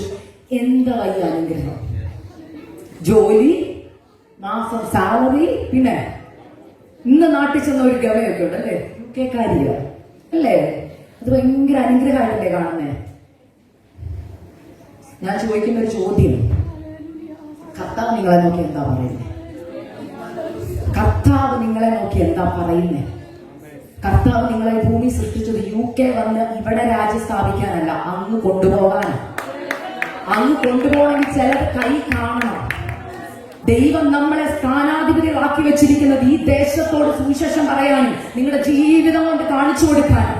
അല്ലാതെ UK US സ്ഥാനം വെച്ച്, വീട് വെച്ച്, കാറ് മേടിച്ച് തലമുറകളുമായി ഇവിടെ സ്ഥാപിക്കാനാണെങ്കിൽ ഞാൻ പറയാൻ പോകത്തില്ല കർത്താവെന്ന ചിന്ത മൊത്തം എവിടെന്നറിയോ? അടുത്ത മാസത്തെ സാലറി വല്ലോ ഇൻക്രിമെന്റ് വരുമോ, ഹസ്ബൻഡിന് ബെറ്റർ ഒരു ജോലി കിട്ടുമോ, ഒരു വീട് മേടിക്കാൻ പറ്റുമോ, മോളെ ഏത് സ്കൂളിൽ വിടേണ്ടത്, മോളെ ആരെ കൊണ്ടാ കല്യാണം കഴിപ്പിക്കേണ്ടത്? ഇന്ന് നിങ്ങളെ ഡ്രൈവ് ചെയ്ത് വന്നപ്പോ നിങ്ങളുടെ ഉള്ളിലെ തോച്ചയ്ക്ക് എന്തായിരുന്നു? കർത്താവെ, ഇന്ന് ആ ദേവദാസി കൂടെ എന്റെ കൊച്ചിനെ കുറിച്ച് എന്തെങ്കിലും ഒരു ആലോചന പറയണേ, എന്റെ ജോലി വല്ല മാറ്റം വരുമെന്ന് പറയണേ. ഞാൻ പറയും, ഇതിനെല്ലാം ദൂരുന്നുണ്ട് നിങ്ങൾക്ക്. എന്താ പറയുക? ഒറ്റ കാര്യം ചെയ്താൽ മതി, കർത്താവ് ഉദ്ദേശിക്കുന്ന ഒരു ഫലം കഴിച്ചാൽ മതി, ബാക്കി എല്ലാം വരും. ഞാൻ എന്റെ ജീവിതത്തിൽ തന്നെ അത് പറയുന്നേ, എന്റെ ജീവിതത്തിൽ നിന്ന് ഇവിടെ പറയുക ഫലം കഴിക്കില്ല. ആദ്യത്തെ പോയിന്റ്, ലാക്ക് ഓഫ് സൺലൈറ്റ്. സൂര്യപ്രകാശം ആവശ്യമായിട്ട് ഈ അത്തിക്ക് കിട്ടിയിട്ട് എന്ത് പറ്റും? ഫലം കൊടുക്കത്തില്ല. സൺലൈറ്റ് എന്ന് പറഞ്ഞാൽ ആത്മീക അർത്ഥത്തിൽ ദൈവത്തിന്റെ സാന്നിധ്യത്തെ കാണിക്കുന്ന, പ്രസൻസിനെ കാണിക്കുന്ന. നിങ്ങളിൽ എത്ര പേർ ദൈവസന്നിധിയിൽ ഇരിക്കാറുണ്ട്? കുറവല്ലേ? നമ്മൾ ശരിക്കും ദൈവത്തിന് കൊടുക്കുന്ന സമയം എപ്പോഴാണ്? എല്ലാം കഴിഞ്ഞ് അവസാനത്തെ 12 ആവുമോ? 12 അടുത്ത ദിവസം തുടങ്ങി. ഇന്നത്തെ ദിവസം ദൈവത്തോടെ ഇല്ല സംസാരിച്ചില്ല, പെട്ടെന്ന് ഓടിപ്പോട്ട്, കർത്താവേ ഇന്ന് ഭയങ്കര തിരക്കായിരുന്നു, ജോലി ഉണ്ടായിരുന്നു, വന്ന് പിള്ളേരുടെ കാര്യം, അച്ഛൻ്റെ കാര്യം എല്ലാം കഴിഞ്ഞപ്പോൾ സമയമില്ല, ഒന്നും തോന്നുന്നില്ല കേട്ടോ. ലാസ്റ്റ് 5 മിനിറ്റ് ഞാനിത് കിടന്നുറങ്ങുന്നു, എന്റെ അവസ്ഥ നീ അറിയുന്നു, എല്ലാം നീ ഏറ്റേക്കണേ, ഞാൻ കിടക്കുക, നാളെ ഞാൻ പ്രാർത്ഥിച്ചോളാം, നാളെ അതിനേക്കാൾ വലിയ തിരക്കാം, അപ്പോഴും സമയമില്ല. അപ്പൊ ഈ ദൈവ സന്നിധിയിൽ ഇരിക്കാൻ സമയമില്ലാത്തതുകൊണ്ട് എന്തോ പറ്റുമെന്നറിയാമോ? സൺലൈറ്റ് കിട്ടുന്നില്ല, നമ്മൾ അറിയുന്നില്ല. നമ്മുടെ നോട്ടം പച്ചലയാണ്. കാര്യങ്ങളൊക്കെ ഈ പച്ചലെന്ന് പറയുമ്പോൾ, ഇനി ഞാൻ മുമ്പോട്ട് പോകുമ്പോൾ നിങ്ങൾ പച്ചലെന്ന് പറഞ്ഞാൽ നിങ്ങൾ കാണുന്ന അനുഗ്രഹങ്ങളില്ലേ? ഭർത്താവ്, മക്കള്, വീട്, കാറ്, ജോലി, ഇതൊക്കെ കേട്ടോ. ഇതൊക്കെ നിൽക്കുന്നോണ്ട് എന്ത് തോന്നി? കുഴപ്പമില്ല, മുമ്പോട്ട് അങ്ങനെ അങ്ങ് പോകാം, പച്ചലയുണ്ട്. എന്നാൽ പ്രസൻസ് ഓഫ് ദ ലോർഡ് നമ്മുടെ ലൈഫിൽ ഇല്ലെങ്കിൽ അപകടമാണ്. കോടാലി വെച്ചേക്കുക, വെട്ട് കിട്ടിയിരിക്കുന്നു. ഞാൻ ഈ ഒരു വർഷമായിട്ട് പ്രസംഗിക്കുന്ന കർത്താവിന്റെ വരവിനെ കുറിച്ചാണ് ഞാൻ എല്ലാവരോടും ചോദിക്കുന്ന പലപ്പോഴും ഉള്ള ഒരു ചോദ്യമുണ്ട്. നമ്മൾ എന്തിനെല്ലാം വിട്ടിറങ്ങി തിരിച്ചേ? ശരിക്കും എന്തിനാ നമ്മളെല്ലാം വിട്ടിറങ്ങി തിരിച്ചേ? നമ്മൾ പറയുന്നത് എല്ലാം വിട്ടെന്നല്ലേ? ശരിക്കും നമ്മൾ വിട്ടിട്ടുണ്ടോ? നമ്മളെല്ലാം വിട്ടാണോ ഇറങ്ങി? ആകെ വിട്ടതെല്ലാം അറിയോ? പള്ളി ഇല്ലേ? പള്ളി വിട്ടു, അതാ നമ്മൾ പറഞ്ഞ എന്തോ വിട്ടെന്ന്. ഒന്നും വിട്ടിട്ടില്ല ഇപ്പോഴും. പിന്നെ നമ്മൾ പറയും ഒത്തിരി കഷ്ടത അനുഭവിച്ചു. എന്തോ നിങ്ങൾ ഉദ്ദേശിക്കുന്ന കഷ്ടത? ജോലി വലിയ സാധനമില്ല, അതാ കഷ്ടത. 10 മണിക്കൂർ ജോലി ഉണ്ടായിരുന്നത് സൂപ്പർവൈസർ 12 മണിക്ക് ബാക്കി, അത് കഷ്ടത. ഭയങ്കര കഷ്ടതയ വാസ്ത. ഇതാ കഷ്ടത. ഇന്നത്തെ ദൈവമക്കളുടെ കഷ്ടതയുടെ വാക്കാണ് ഞാൻ പറയുന്നത്. ഞാൻ ചോദിക്കുന്നത്, ശരിക്കും ഈ കർത്താവ് നമ്മളെ വിളിച്ച് വേർതിരിച്ച് ഇറക്കിയത് എന്തിനാണെന്നറിയാമോ? അങ്ങ് കൊണ്ടുപോകാൻ.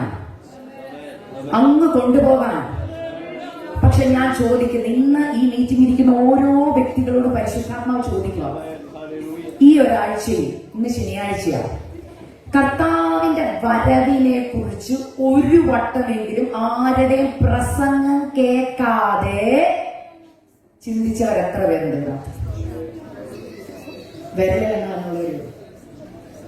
പക്ഷേ നിങ്ങളുടെ ജോലിയെ കുറിച്ച് നിങ്ങൾ ചിന്തിച്ചു, അടുത്ത വർഷത്തേക്കിനുള്ള പ്ലാനുകൾ നിങ്ങൾ ചെയ്തു. കാരണം എന്താണെന്നറിയോ? പോകാൻ താല്പര്യമില്ല. ഈ ബൈബിൾ പഴയ നിയമത്തിൽ ഇതുപോലെ ഒരു കൂട്ടരുണ്ടായിരുന്നു. ഇസ്രായേൽ മക്കളിലെ രൂപയും ഗോത്രക്കാരെ കുറിച്ച് നിങ്ങൾക്കറിയാലോ.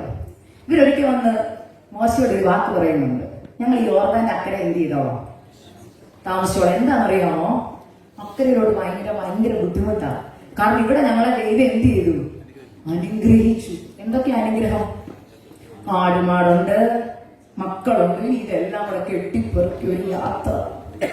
മക്കളെ, പക്ഷെ കനാന, അവിടെ നമുക്ക് പോകണ്ടേ? കനാനേക്കാൾ നല്ലത് ഏതാ? UK, അമേരിക്കയൊക്കെ. ഒരു സ്വർഗത്തിലല്ലേ നമ്മൾ വന്നേക്കുന്നേ. കനാനിൽ എന്താ ഉള്ളത്? പാലും തേനും. അമേരിക്കയിൽ എത്ര വെറൈറ്റി പാല, UK എത്ര വെറൈറ്റി ആപ്പിളാ ഇല്ലേ? നാട്ടിൽ ആ ഒറ്റ കളറുള്ള ആപ്പിളെ ഞാൻ കണ്ടിട്ടുള്ളൂ. അമേരിക്ക ചെന്നപ്പോൾ പല കളറുള്ള ആപ്പിളും. ഒരു തക്കാളിക്കേ ഉള്ളായിരുന്നു. അമേരിക്കയിലും UK എത്ര കളർ തക്കാളിയാ? നമുക്ക് ഏതാ ഇപ്പൊ ഏറ്റവും ഇഷ്ടം? കേരളത്തിൽ ഇപ്പൊ നിൽക്കാൻ പറഞ്ഞാൽ നിങ്ങൾക്ക് ആർക്കെങ്കിലും ഇഷ്ടമാണോ? ഒരാഴ്ച കഴിഞ്ഞാൽ പറയുമോ, എനിക്ക് നമ്മുടെ UK ആയിരുന്നു നല്ല തണുപ്പായിരുന്നു, ഇവിടുത്തെ ചൂടൊന്നും ഞങ്ങൾക്ക് സഹിക്കാൻ വയ്യ. ഇതുപോലെ സ്വർഗത്തിൽ പോകണമെന്നൊക്കെ ആഗ്രഹമുണ്ട്. പക്ഷേ ഉണ്ടല്ലോ, ഇവിടത്തെ കാര്യമൊക്കെ കഴിഞ്ഞിട്ട് പോവാം. കഴിഞ്ഞിടയ്ക്ക് ഒരു ആന്റിയോട് ഞാൻ പറഞ്ഞു, ആന്റി കർത്താവിന്റെ വരവിന് വേണ്ടി ഒരുങ്ങണം. അപ്പൊ ആന്റി പറയുക, മോളെ എന്റെ മോന്റെ കല്യാണം കഴിഞ്ഞിട്ട് കർത്താവ് വരാൻ പ്രാർത്ഥിക്കണേ. ഞാനിത് പറഞ്ഞു, നമ്മളെല്ലാം ചിരിച്ചില്ലേ? ഞാൻ തുറന്നു പറയാം, പാസ്റ്റർ, അങ്ങനെ പ്രാർത്ഥിക്കുന്ന ഒരു ഇതിനകത്തുണ്ട്. കർത്താവ്, എന്റെ വീടിന്റെ പണി ഒന്ന് കഴിഞ്ഞ് പാലുകാച്ചൽ കഴിഞ്ഞിട്ട് കർത്താവ് നീ വരാവോ? എന്റെ മോൾ ഒരു കര പറ്റിയിട്ട് ഒരു ഡോക്ടറായിട്ട് കർത്താവെ എന്ന് വരാവോ? എന്റെ കഷ്ടതയൊന്ന് മാറി ഒരു ദിവസമെങ്കിലും സന്തോഷത്തോടെ ഈ ഭൂമി ജീവിച്ചിട്ടേ കർത്താവ് വരാവുള്ളൂ. എന്റെ പ്രാർത്ഥനയ്ക്ക് മറുപടി കിട്ടിയിട്ടേ കർത്താവ് വരാവുള്ളൂ.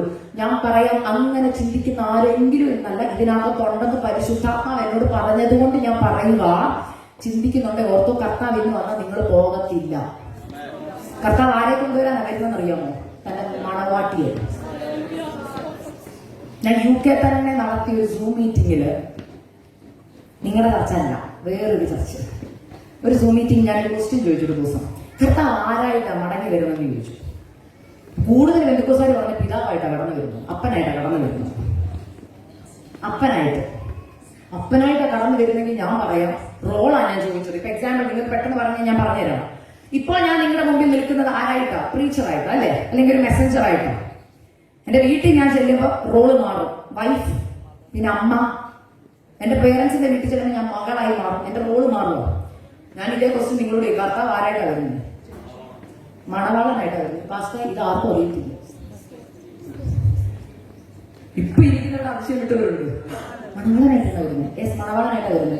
അതിനൊരു പ്രത്യേകതയുണ്ട്. എന്താണെന്ന് ഞാൻ പറഞ്ഞുതരാം, വിശദീകരിച്ച് പറഞ്ഞുതരാം. അപ്പനായിട്ടാണ് വരുന്നതെങ്കിൽ ചോയ്സ് ഉണ്ട്. എങ്ങനെയാ ഇതായിട്ട് പറയുന്നത്? വചനം മാറ്റിയൊന്നും അല്ല പറയുന്നത്. എനിക്ക് നല്ല വ്യക്തതയുണ്ട്. എന്താ പറഞ്ഞാൽ നിങ്ങൾക്ക് മനസ്സിലാവാൻ വേണ്ടിയാ പറഞ്ഞു തരുന്നത്.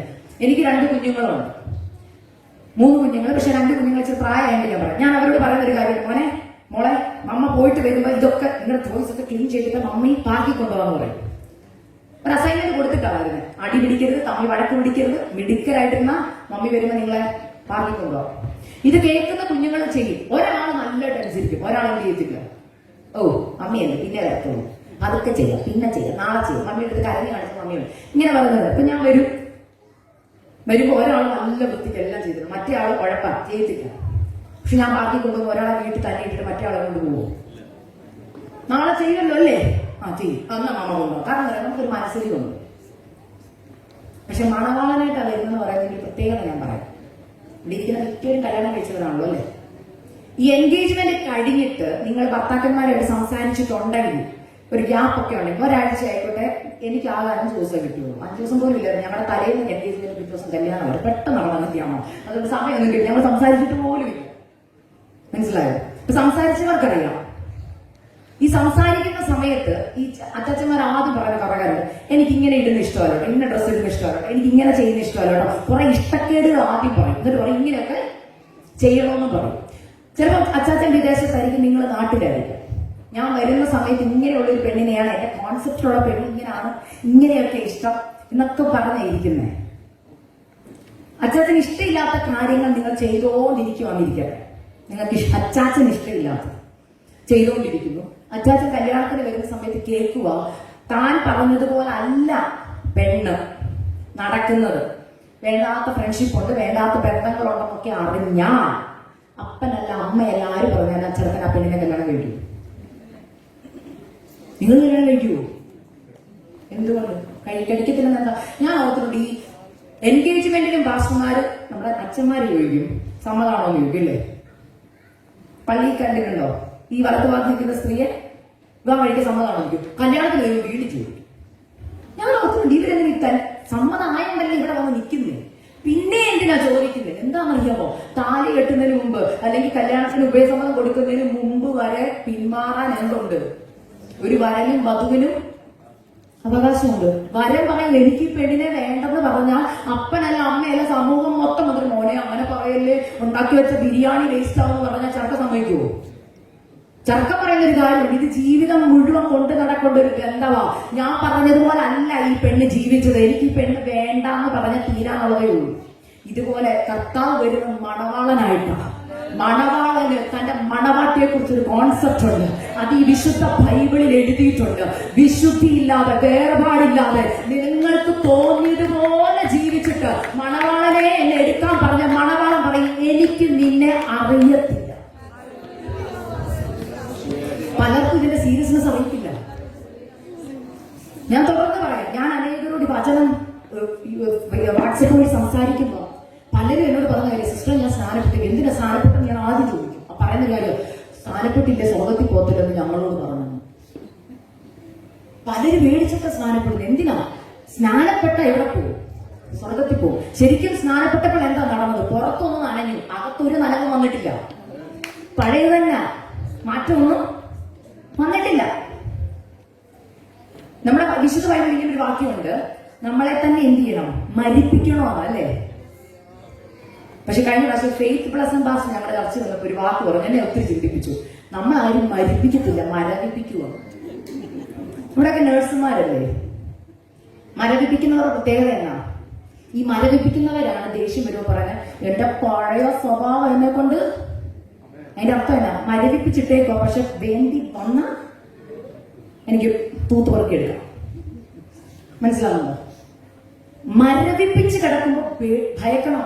കാരണം മരവിപ്പ് മാറിയ ആള് റിയൽ സ്വഭാവത്തിലേക്ക് വരും. ക്രിസ്തു യഥാർത്ഥമായി നിങ്ങളുടെ ജീവിതത്തിൽ ജനിച്ചാൽ, നിങ്ങൾ ഫലം കായ്ക്കുന്നവരാണെങ്കിൽ, നിങ്ങൾ ക്രിസ്തുവിന്റെ ഇഷ്ടത്തിനൊത്ത ഫലം നിങ്ങൾ കായ്ച്ചു. നമുക്കിഷ്ടമുള്ള ഫലമല്ല, വചനത്തിന്റെ വ്യവസ്ഥ പ്രകാരമുള്ള ഫലം. ഞാൻ തുറന്നു പറയുക, കർത്താവ് വരുമ്പോ ഉയർത്തെഴുന്നേൽക്കാൻ നിങ്ങൾ റെഡിയാണെങ്കിൽ ഞാൻ പറയാ, ഇന്ന് മാനസാന്തരപ്പെട്ടോണം. ഇല്ലെങ്കിൽ അപകടത്തിലാണ്.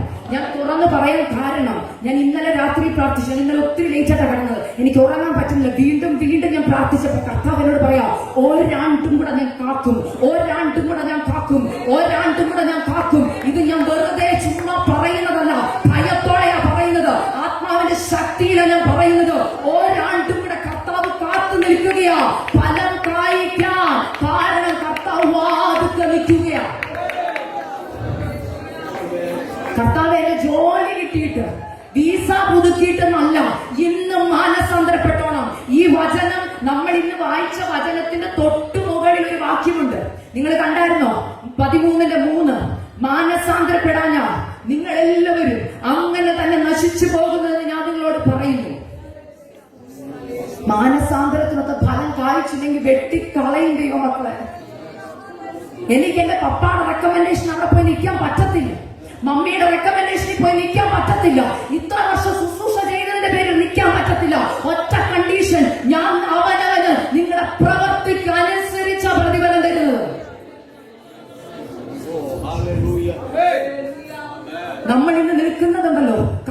ഇപ്പോഴും പറയാം, ഞാൻ പലപ്പോഴും പ്രാർത്ഥിക്കുമ്പോൾ എനിക്കറിയാം കർത്താവാതൊക്കെ നിൽക്കുക.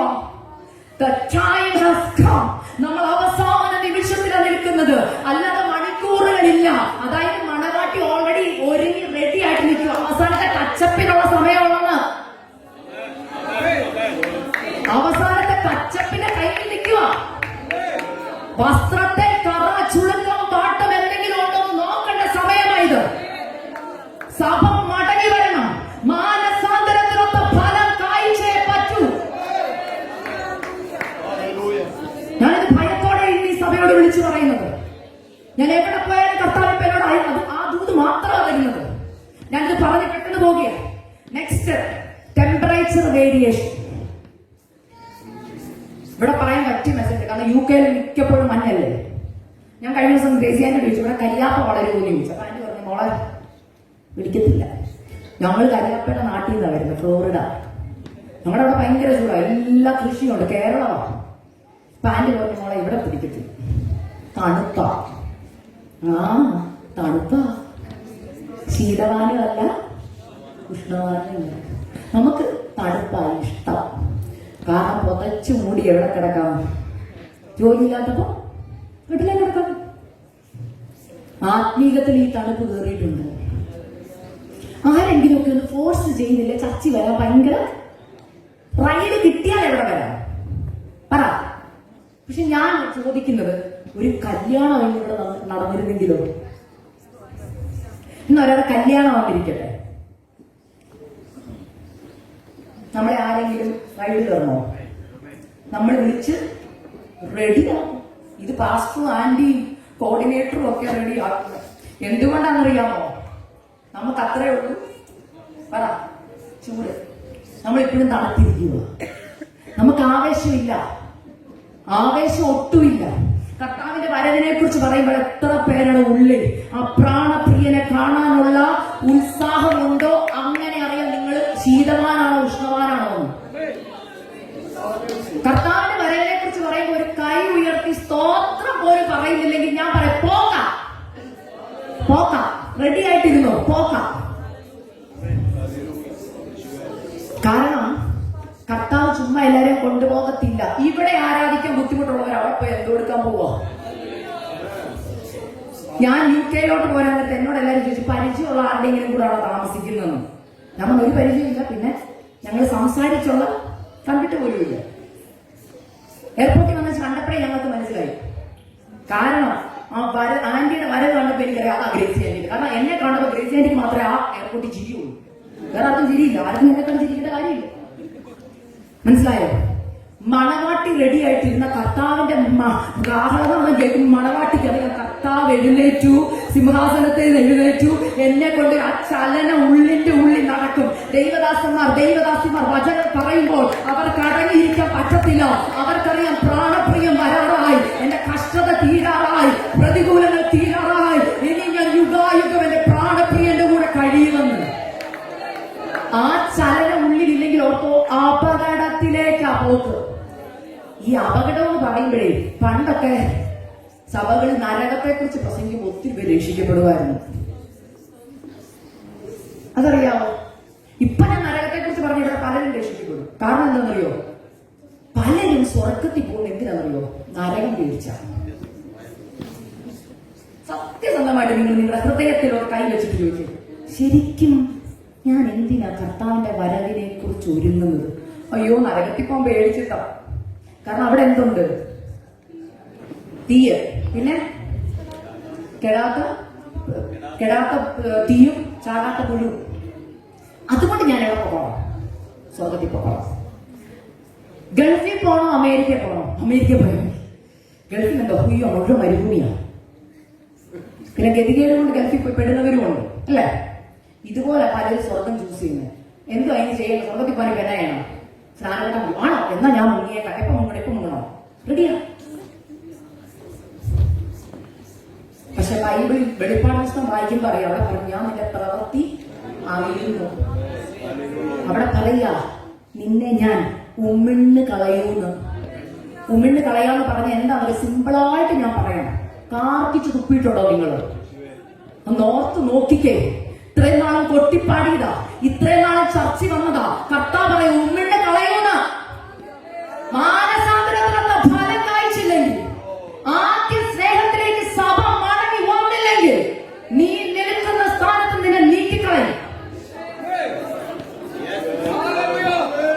നമ്മൾ പുറമെ നോക്കി വിധിക്കും. എങ്ങനെയാണെന്നറിയാമോ? ഞാൻ വിധിച്ചിട്ടുള്ളത്, അതുകൊണ്ട് എനിക്കറിയാം. ഞാനും വിചാരിച്ചുകൊണ്ടിരുന്ന വെള്ളം ഇടുന്നവരാ വിശുദ്ധന്മാരെന്നാ. ഞാൻ വിചാരിച്ചുകൊണ്ടിരുന്നത് കൈകൊട്ടി പാടുന്നവരെ വിശുദ്ധന്മാരെന്നാ. ഞാൻ വിചാരിച്ചുകൊണ്ടിരുന്ന ഉറക്ക സ്തോത്രം പറയുന്നവര് വിശുദ്ധന്മാരെന്നാ. എന്നാൽ പരിശുദ്ധാത്മാവ് എന്നെ മാനസാന്തരപ്പെടുത്തിയപ്പോൾ എന്നോട് പറഞ്ഞു, ഞാൻ ഹൃദയത്തെയോ നോക്കുന്നത്. ഞാൻ ഹൃദയത്തെ നോക്കുമ്പോൾ ഞാൻ വസിക്കുന്ന ഹൃദയം അത് വെളിച്ചമുള്ള ഹൃദയമായി മാറും. ഈ വെളിപ്പാട് പുസ്തകം വായിച്ചാണ്ടല്ലോ ജനം ഭയക്കും, മാനസാന്തരപ്പെട്ടിരിക്കും. ആദ്യ സ്നേഹം എന്നൊക്കെ പറഞ്ഞ എന്തോ ദൈവമക്കളെ നിസ്സാരമായിട്ട് കാണരുത്. ടെമ്പറേച്ചർ വേരിയേഷൻ അല്ല പറയുന്നത്. ഞാൻ പറഞ്ഞല്ലോ കാലാവസ്ഥയുടെ വ്യതിയാനം, തണുപ്പ് കൂടിയ പ്രശ്നമാ. തണുപ്പ് കൂടിയ കായ്ക്കാൻ പറ്റുന്നില്ലെന്ന്. ഞാൻ അവിടെ ഒന്ന് പെട്ടെന്ന് പോവാം, സമയമില്ല. എനിക്ക് ഇതുകൂടി പറഞ്ഞേ പറ്റൂ. Next, improper watering. കൂടുതൽ വെള്ളം അല്ലെങ്കിൽ പ്രോപ്പറായിട്ട് വെള്ളം കിട്ടാതെ വരിക. കൂടുതലും വെള്ളം ഒഴിക്കാൻ മറന്നു പോകുന്ന അവസ്ഥ. അതായത് വെള്ളം കിട്ടുന്നില്ല. വെള്ളം ഒഴിക്കുന്നത് കൊണ്ട് പക്ഷെ അങ്ങോട്ട് എന്ത് ചെയ്തില്ല, പോകത്തില്ല. മനസ്സിലായോ? ഓ, ഇത്രയൊക്കെ ബൈബിൾ വായിച്ചാൽ മതി, ഇത്രയൊക്കെ പ്രാർത്ഥിച്ചാൽ മതി.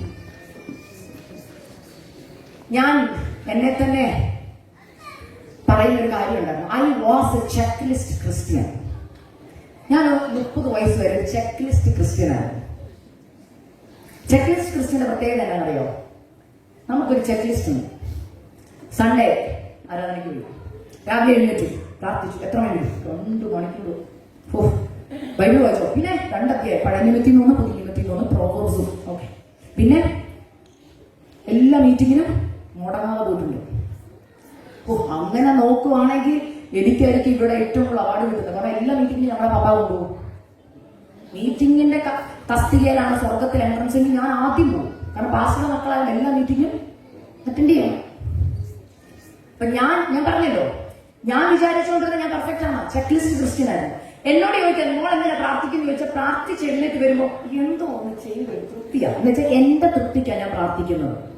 മനസ്സിലായി? 2 മണിക്കൂറൊക്കെ പ്രാർത്ഥിച്ചിറങ്ങി വരുമ്പോ ഒരു ലോകം കീഴടക്കിയ സന്തോഷമാണ്. കർത്താവിനോട് പറഞ്ഞു, ആ പ്രാർത്ഥന ഞാൻ പ്രസാദിക്കുന്നില്ല, നീ എനിക്ക് പ്രസാദമായോ എന്ന് നോക്കേണ്ടത്. കർത്താവിന് പ്രസാദം എങ്ങനെ അറിയുമെന്നറിയാവോ? ആ പ്രാർത്ഥനയിൽ വാക്കുകൾ കാണത്തില്ല. ഞാൻ തുറന്നു പറയുന്നു, നീ പ്രാർത്ഥന മുറി കയറുമ്പോ ഹന്ന കരഞ്ഞതുപോലെ നീ കരയും. അവിടെ വാക്കുകളൊന്നും വരത്തില്ലെന്ന്, നീ പോർ ഔട്ട് ആവുന്ന, നീ തകരുമെന്ന് നാന്റി പറഞ്ഞില്ലേ? ആ മറ്റലക്കാരത്തി മറിയ, അവൾക്ക് ഏറ്റവും വിലപ്പെട്ടത് കർത്താവിന്റെ കാൽക്ക കൊണ്ട് ഒട്ടച്ചെന്ന് പറഞ്ഞു കേട്ടില്ലേ? അവിടെ ഒഴുക്കപ്പെടുമായിരുന്നു. അവൾ ദൈവസന്നിധി ചെല്ലുമ്പോ പറയും, കർത്താവേ, ഞാൻ ആരാണെന്ന് എനിക്കറിയാം, അങ്ങയുടെ സന്നിധി കൊണ്ടുവരാൻ എനിക്കൊന്നുമില്ല, ഞാൻ എവിടെ കിടന്നവളാണെന്ന് എനിക്കറിയാം. ഞാൻ കുടുംബത്തിന്റെ അവസ്ഥയല്ല പറയുന്നേ, ദാരിദ്ര്യത്തിന്റെ അവസ്ഥയല്ല പറയുന്നത്. നമ്മുടെ ഐഡന്റിറ്റി എന്തായിരുന്നറിയോ? പാപികളും ദോഷികളും. ഒരു കണ്ണിനും മനസ്സിനും തോന്നാത്തൊരു കാലം. നരകത്തിലേക്ക് നേരെ പാസ്പോർട്ട് എടുത്ത് ടിക്കറ്റ് എടുത്ത് പോകുമായിരുന്നു. അവിടെ നിന്ന് കർത്താവ് ഒന്ന് പിടിച്ചെടുത്തിട്ട് എന്റെ രാജ്യത്തേക്ക് കൊണ്ടുപോകാമെന്ന് പറഞ്ഞ് സ്വന്തം ജീവൻ കൊടുത്ത് നമ്മളെ വീണ്ടെടുത്തതാ. ഇനി എന്തോ കർത്താവ് ചെയ്തു തരാനുള്ളത്? ഇന്ന് പലരുടെയും പ്രാർത്ഥന എന്താണെന്നറിയോ? കർത്താവ്, എന്നെ എന്താ സ്നേഹിക്കാത്തത്? എന്റെ പ്രാർത്ഥനയ്ക്ക് എന്താ മറുപടി തരാത്തത്? ഈ പ്രാർത്ഥനയ്ക്ക് മറുപടി കിട്ടാത്തവര്, നിങ്ങളോടൊരു കൂട്ടി ഞാൻ പറയുക, പലരുടെയും സങ്കടമാകും. രോഗത്തിന് വേണ്ടി പ്രാർത്ഥിച്ചിട്ട് വരെ ഹീലിംഗ് ഒന്നും നടന്നിട്ടില്ല. ഞാൻ ഒത്തിരി പ്രാർത്ഥനാ സന്നിധിയിൽ പരാതി പറഞ്ഞിട്ടുണ്ട് ദൈവത്തോട്. യേശുപ്പ, അങ്ങനെ സ്നേഹിക്കുന്നല്ലേ, എനിക്ക് എന്താ മറുപടി തരാത്ത? വർഷം ഇത്രയാ, എന്താ മറുപടി തരാത്ത? കർത്താവ് ചോദിച്ചൊരു കാര്യം, ഇതിന് മറുപടി തന്നാൽ നീ കൂടുതൽ എന്നെ സ്നേഹിക്കുവോ? പറ, സ്നേഹിക്കുവോ? ഒരിക്കലും ഇല്ല. നമ്മളതാണ് കർത്താവിന്റെ കണ്ടീഷൻ വരുമോ? കർത്താവ് എനിക്ക് ഈ പ്രാർത്ഥനയ്ക്കുള്ള മറുപടി തന്നാൽ ഞാൻ എന്ത് ചെയ്തോളാം? എല്ലാ പ്രാർത്ഥനയ്ക്കും പൊക്കോളാം, ഞാൻ ദൈവസേനയിൽ കൂടുതൽ ഇരുന്നോളാം. തോന്നലോ?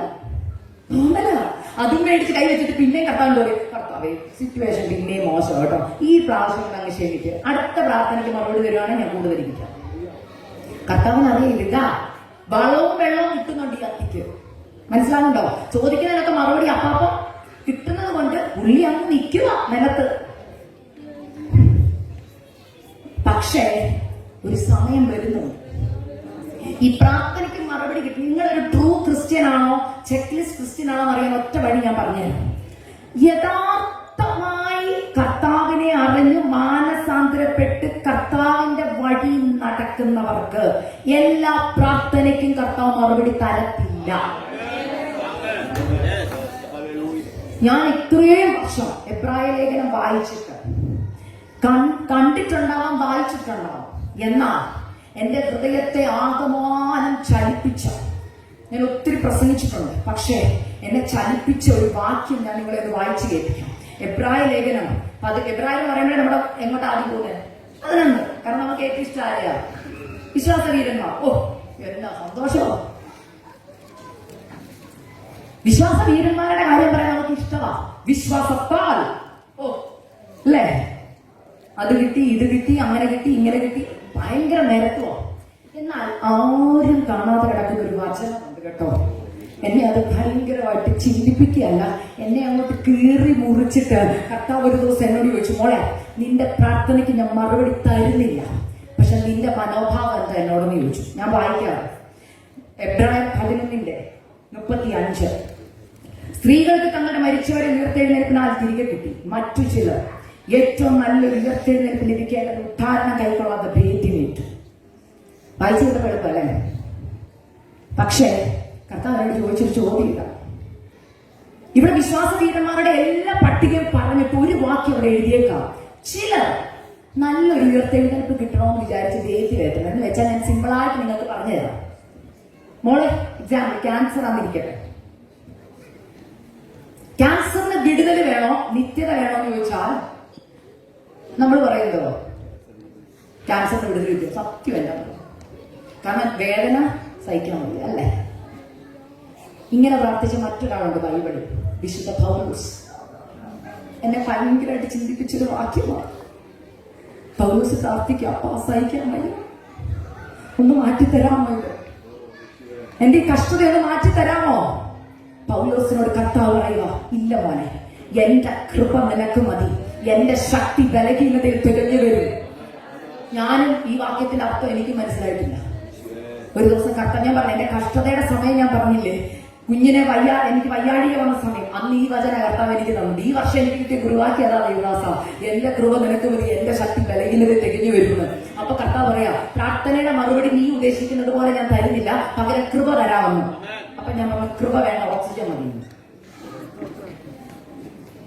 കൃപ വേണ്ട, ഓക്സിജൻ മതി. പിന്നെ എനിക്ക് മനസ്സിലായി കൃപ എന്നതാണ്. മനസ്സിലാക്കി കഴിഞ്ഞപ്പോൾ ഇപ്പൊ ഞാൻ പറഞ്ഞു, കർത്താവേ ഒന്നും തന്നില്ലേ, കൃപ മതി. അതിന് ഭയങ്കര ശക്തിയാ. ഞാനിത് പറയാൻ കാരണം, ഞാൻ പ്രാർത്ഥന മുറി കർത്താവിനോട് ചോദിച്ച കാര്യം, ഈ പൗലോസിനോട് ഇത് പറഞ്ഞിട്ട് പിന്നെ പൗലോസ് ഈ വിഷയം പ്രാർത്ഥിച്ചിട്ടില്ലേ? ഇല്ല. കാരണം പൗലോസിന്റെ കൃപ എന്താണെന്ന് അറിയാം. നമ്മൾ ആ പൗലോസിക്ക് ചോദിക്കും, കർത്താവേ നിങ്ങളെല്ലാം ഒരു നിമിഷം പൗലോസായിട്ട് ചോദിച്ചു, എന്തുകൊണ്ട് പറഞ്ഞു പ്രാർത്ഥനയ്ക്ക് മറുപടി തരത്തില്ല, ഹീലിംഗ് തരത്തില്ല, പകരം കൃപ തരാമെന്ന്? കർത്താവിന്റെ മറുപടി ഇതായിരുന്നു. എന്നോട് പറഞ്ഞതാ പരിശുദ്ധാത്മാവ്, പൗലോസേ നീ സാധാരണ ഒരു മനുഷ്യനാണ്, പക്ഷെ നിനക്ക് പറയാൻ ഒത്തിരി ക്വാളിഫിക്കേഷൻ ഉണ്ട്. ഗമാലിയലിന്റെ പാഠമെടുത്ത് ഇന്ന് പഠിച്ചതാ അല്ലേ?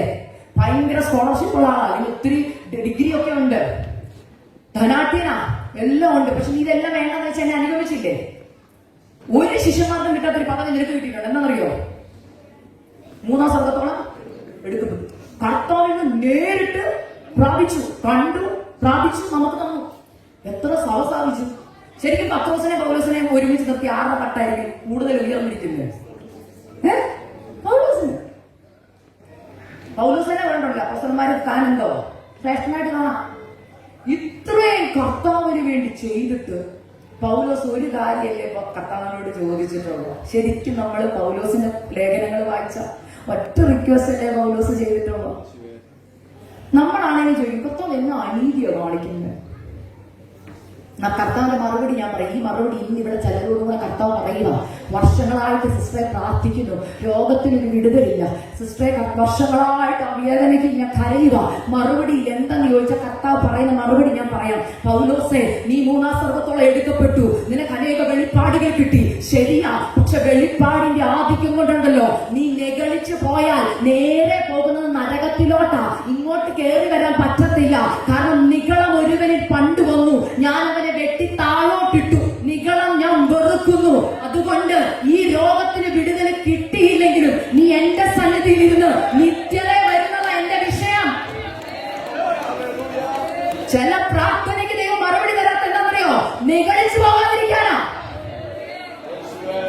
6 കാര്യം യഹോവ വെറുക്കുന്നു, 7 കാര്യം അവൻ അറപ്പാകുന്നു. എന്തുവാ നിങ്ങൾ അറപ്പെന്ന് പറയും? നമ്മൾ എന്തിനെ നോക്കി അറപ്പെന്ന് പറയുന്നു? ഇഷ്ടമാണെന്ന് പറയുന്നതും ഇപ്പൊ തന്നെ അറപ്പെന്ന് പറയുന്നത് നിങ്ങളുടെ മുഖത്തിന്റെ എക്സ്പ്രഷൻ ഉള്ളതാണ്. എക്സ്പ്രഷൻ ഇട്ട് നമ്മൾ ആക്ക് പറയത്തുള്ളൂ. ആരെങ്കിലും ഓ എനിക്കത് അറപ്പ എന്ന് പറയുമോ? ഇഷ്ടമല്ലെന്ന് ചിരിച്ചുകൊണ്ട് പറയും. പക്ഷെ അറപ്പെന്ന് പറയുമ്പോൾ നമ്മുടെ മുഖമൊക്കെ ഒന്ന് പറ ആറ് എനിക്കറപ്പ പറയല്ലേ, ഇല്ലേ? പറയില്ലേ? കർത്താവിന് അറപ്പുള്ളതാണ്. എന്താണെന്നറിയാമോ? വായിച്ചിട്ടുണ്ട്. സദർശികൾക്ക് 6 അധ്യായം വായിക്കണം. എന്തൊക്കെയാ? ഗർവമുള്ള പറ കണ്ണ്, പണ്ട് താഴ്മയുള്ള കണ്ണ്. പ്രാർത്ഥനകൾക്ക് മറുപടി തരാതിരുന്നപ്പോൾ താഴ്മയുണ്ടായിരുന്നു, ഇന്ന് താഴ്മയില്ല. നിങ്ങൾ ആരാ എന്ന് ചോദിച്ചാൽ പറയും ഞാൻ ആരെന്ന് അറിയാമോ? ഞാൻ കർത്താവ് പറയാ താഴ്മ ധരിക്കണം കേട്ടോ. താഴ്മ ദൈവമക്കളെ തുറന്നു പറയാം. നിഗളിച്ചാലുണ്ടല്ലോ വെട്ടുറപ്പാ. കോടാലി വെച്ചേക്കുവാ, വെട്ടുറപ്പാ. കർത്താവ് പറയുക ചില കഷ്ടതയ്ക്ക് മറുപടി തരാത്തത് എന്തുകൊണ്ടെന്നറിയോ? മോളെ, നിന്നെ ഞാൻ സ്നേഹിക്കുന്നത് കൊണ്ടാണ്. കാരണം എനിക്ക് വേണ്ടത് നിന്റെ ആത്മാവ്. നീ നഷ്ടപ്പെട്ടു പോകാതിരിക്കാനാ ആ കഷ്ടത നിന്റെ ജീവിതത്തിൽ ഞാൻ അനുവദിച്ചിരിക്കുന്നത്. ആ കഷ്ടതയുള്ളത് കൊണ്ടാണ് നീ ഇന്നും എന്റെ സന്നിധി കണക്റ്റായി നിൽക്കുന്നത്. നിങ്ങളൊന്ന് ഓർത്തെ, ചില കഷ്ടതയല്ലേ ഇന്നും ഈ വിശ്വാസത്തിൽ നിർത്തുന്നത്. കഷ്ടതയില്ലാതെങ്കിലും കഴിഞ്ഞിടയ്ക്ക് ഒരാൾ പറഞ്ഞു ദൈവമക്കളുടെ ജീവിതത്തിൽ കഷ്ടത വരത്തില്ലെന്ന്. ദൈവമക്കളുടെ ജീവിതത്തിൽ കഷ്ടത വരുന്നുണ്ടെ കർത്താവ് സ്നേഹിക്കുന്നില്ലെന്ന് എന്നോട് പറയുക. അപ്പൊ ഞാൻ ചോദിച്ചു, അങ്ങനെയാണെങ്കിൽ കർത്താവ് 12 ശിശുമാരെ എന്ത് ചെയ്തിട്ടില്ല? സ്നേഹിച്ചിട്ടില്ല. സ്നേഹിച്ചിട്ടില്ല. പൗലോസിനെ ഒട്ടും സ്നേഹിച്ചിട്ടില്ല. എന്തുകൊണ്ടാ? അവരെ സ്നേഹിച്ചിരുന്നെങ്കിൽ അവരാരും മരിക്കത്തില്ലായിരുന്നു. ഇല്ലേ? അവരൊക്കെ എങ്ങനെയാ മരിച്ചേ? നിങ്ങൾ ചിന്തിച്ചിട്ടുണ്ടോ? They were the disciples. ഞാൻ ഇന്ന് ടൈറ്റിൽ കണ്ടല്ലോ, Are you fruitful as a disciple? 12 ശിശുമാരെ കർത്താവ് സ്നേഹിച്ചിരുന്നെങ്കിൽ അവരാരും മരിക്കത്തില്ലായിരുന്നു. അല്ലേ? നമ്മുടെ ചിന്തയാ. കർത്താവ് പറയാ ഞാൻ അവരെ സ്നേഹിക്കുന്നത് കൊണ്ടാ അവര് മരിച്ചത്. കഴിഞ്ഞ ദിവസം നിങ്ങൾക്കൊക്കെ അറിയാമോ, അമേരിക്കയിൽ ഒരു യുവാവ് മരിച്ചല്ലേ, ചാർലിക്ക്. ഞാൻ എപ്പോഴും കേൾക്കുന്ന ഒരാളാണ്. നിങ്ങൾ ന്യൂസൊക്കെ കാണുന്നത് ഞാൻ പറയുന്നു. പക്ഷെ ഞാൻ അവിടെ നിന്ന് വന്നത് കൊണ്ട് ഒരു കാര്യം പറയാം. കഴിഞ്ഞ ഞായറാഴ്ച അമേരിക്കയിലെ എല്ലാ ചർച്ചുകളിലും പാർക്കിംഗ് ലോട്ട് കവറപ്പായി പുറത്താൾക്കാര് ലൈനിൽ നിൽക്കുവാൻ. ഒരു രക്തസാക്ഷി നിമിത്തം അനേക തലമുറ ദൈവമക്കളെ കർത്താവിലേക്ക് വരുന്നു. നിങ്ങൾ ഒന്നുകൂടെ പോയി യൂട്യൂബ് ഒന്ന് സെർച്ച് ചെയ്താൽ മതി.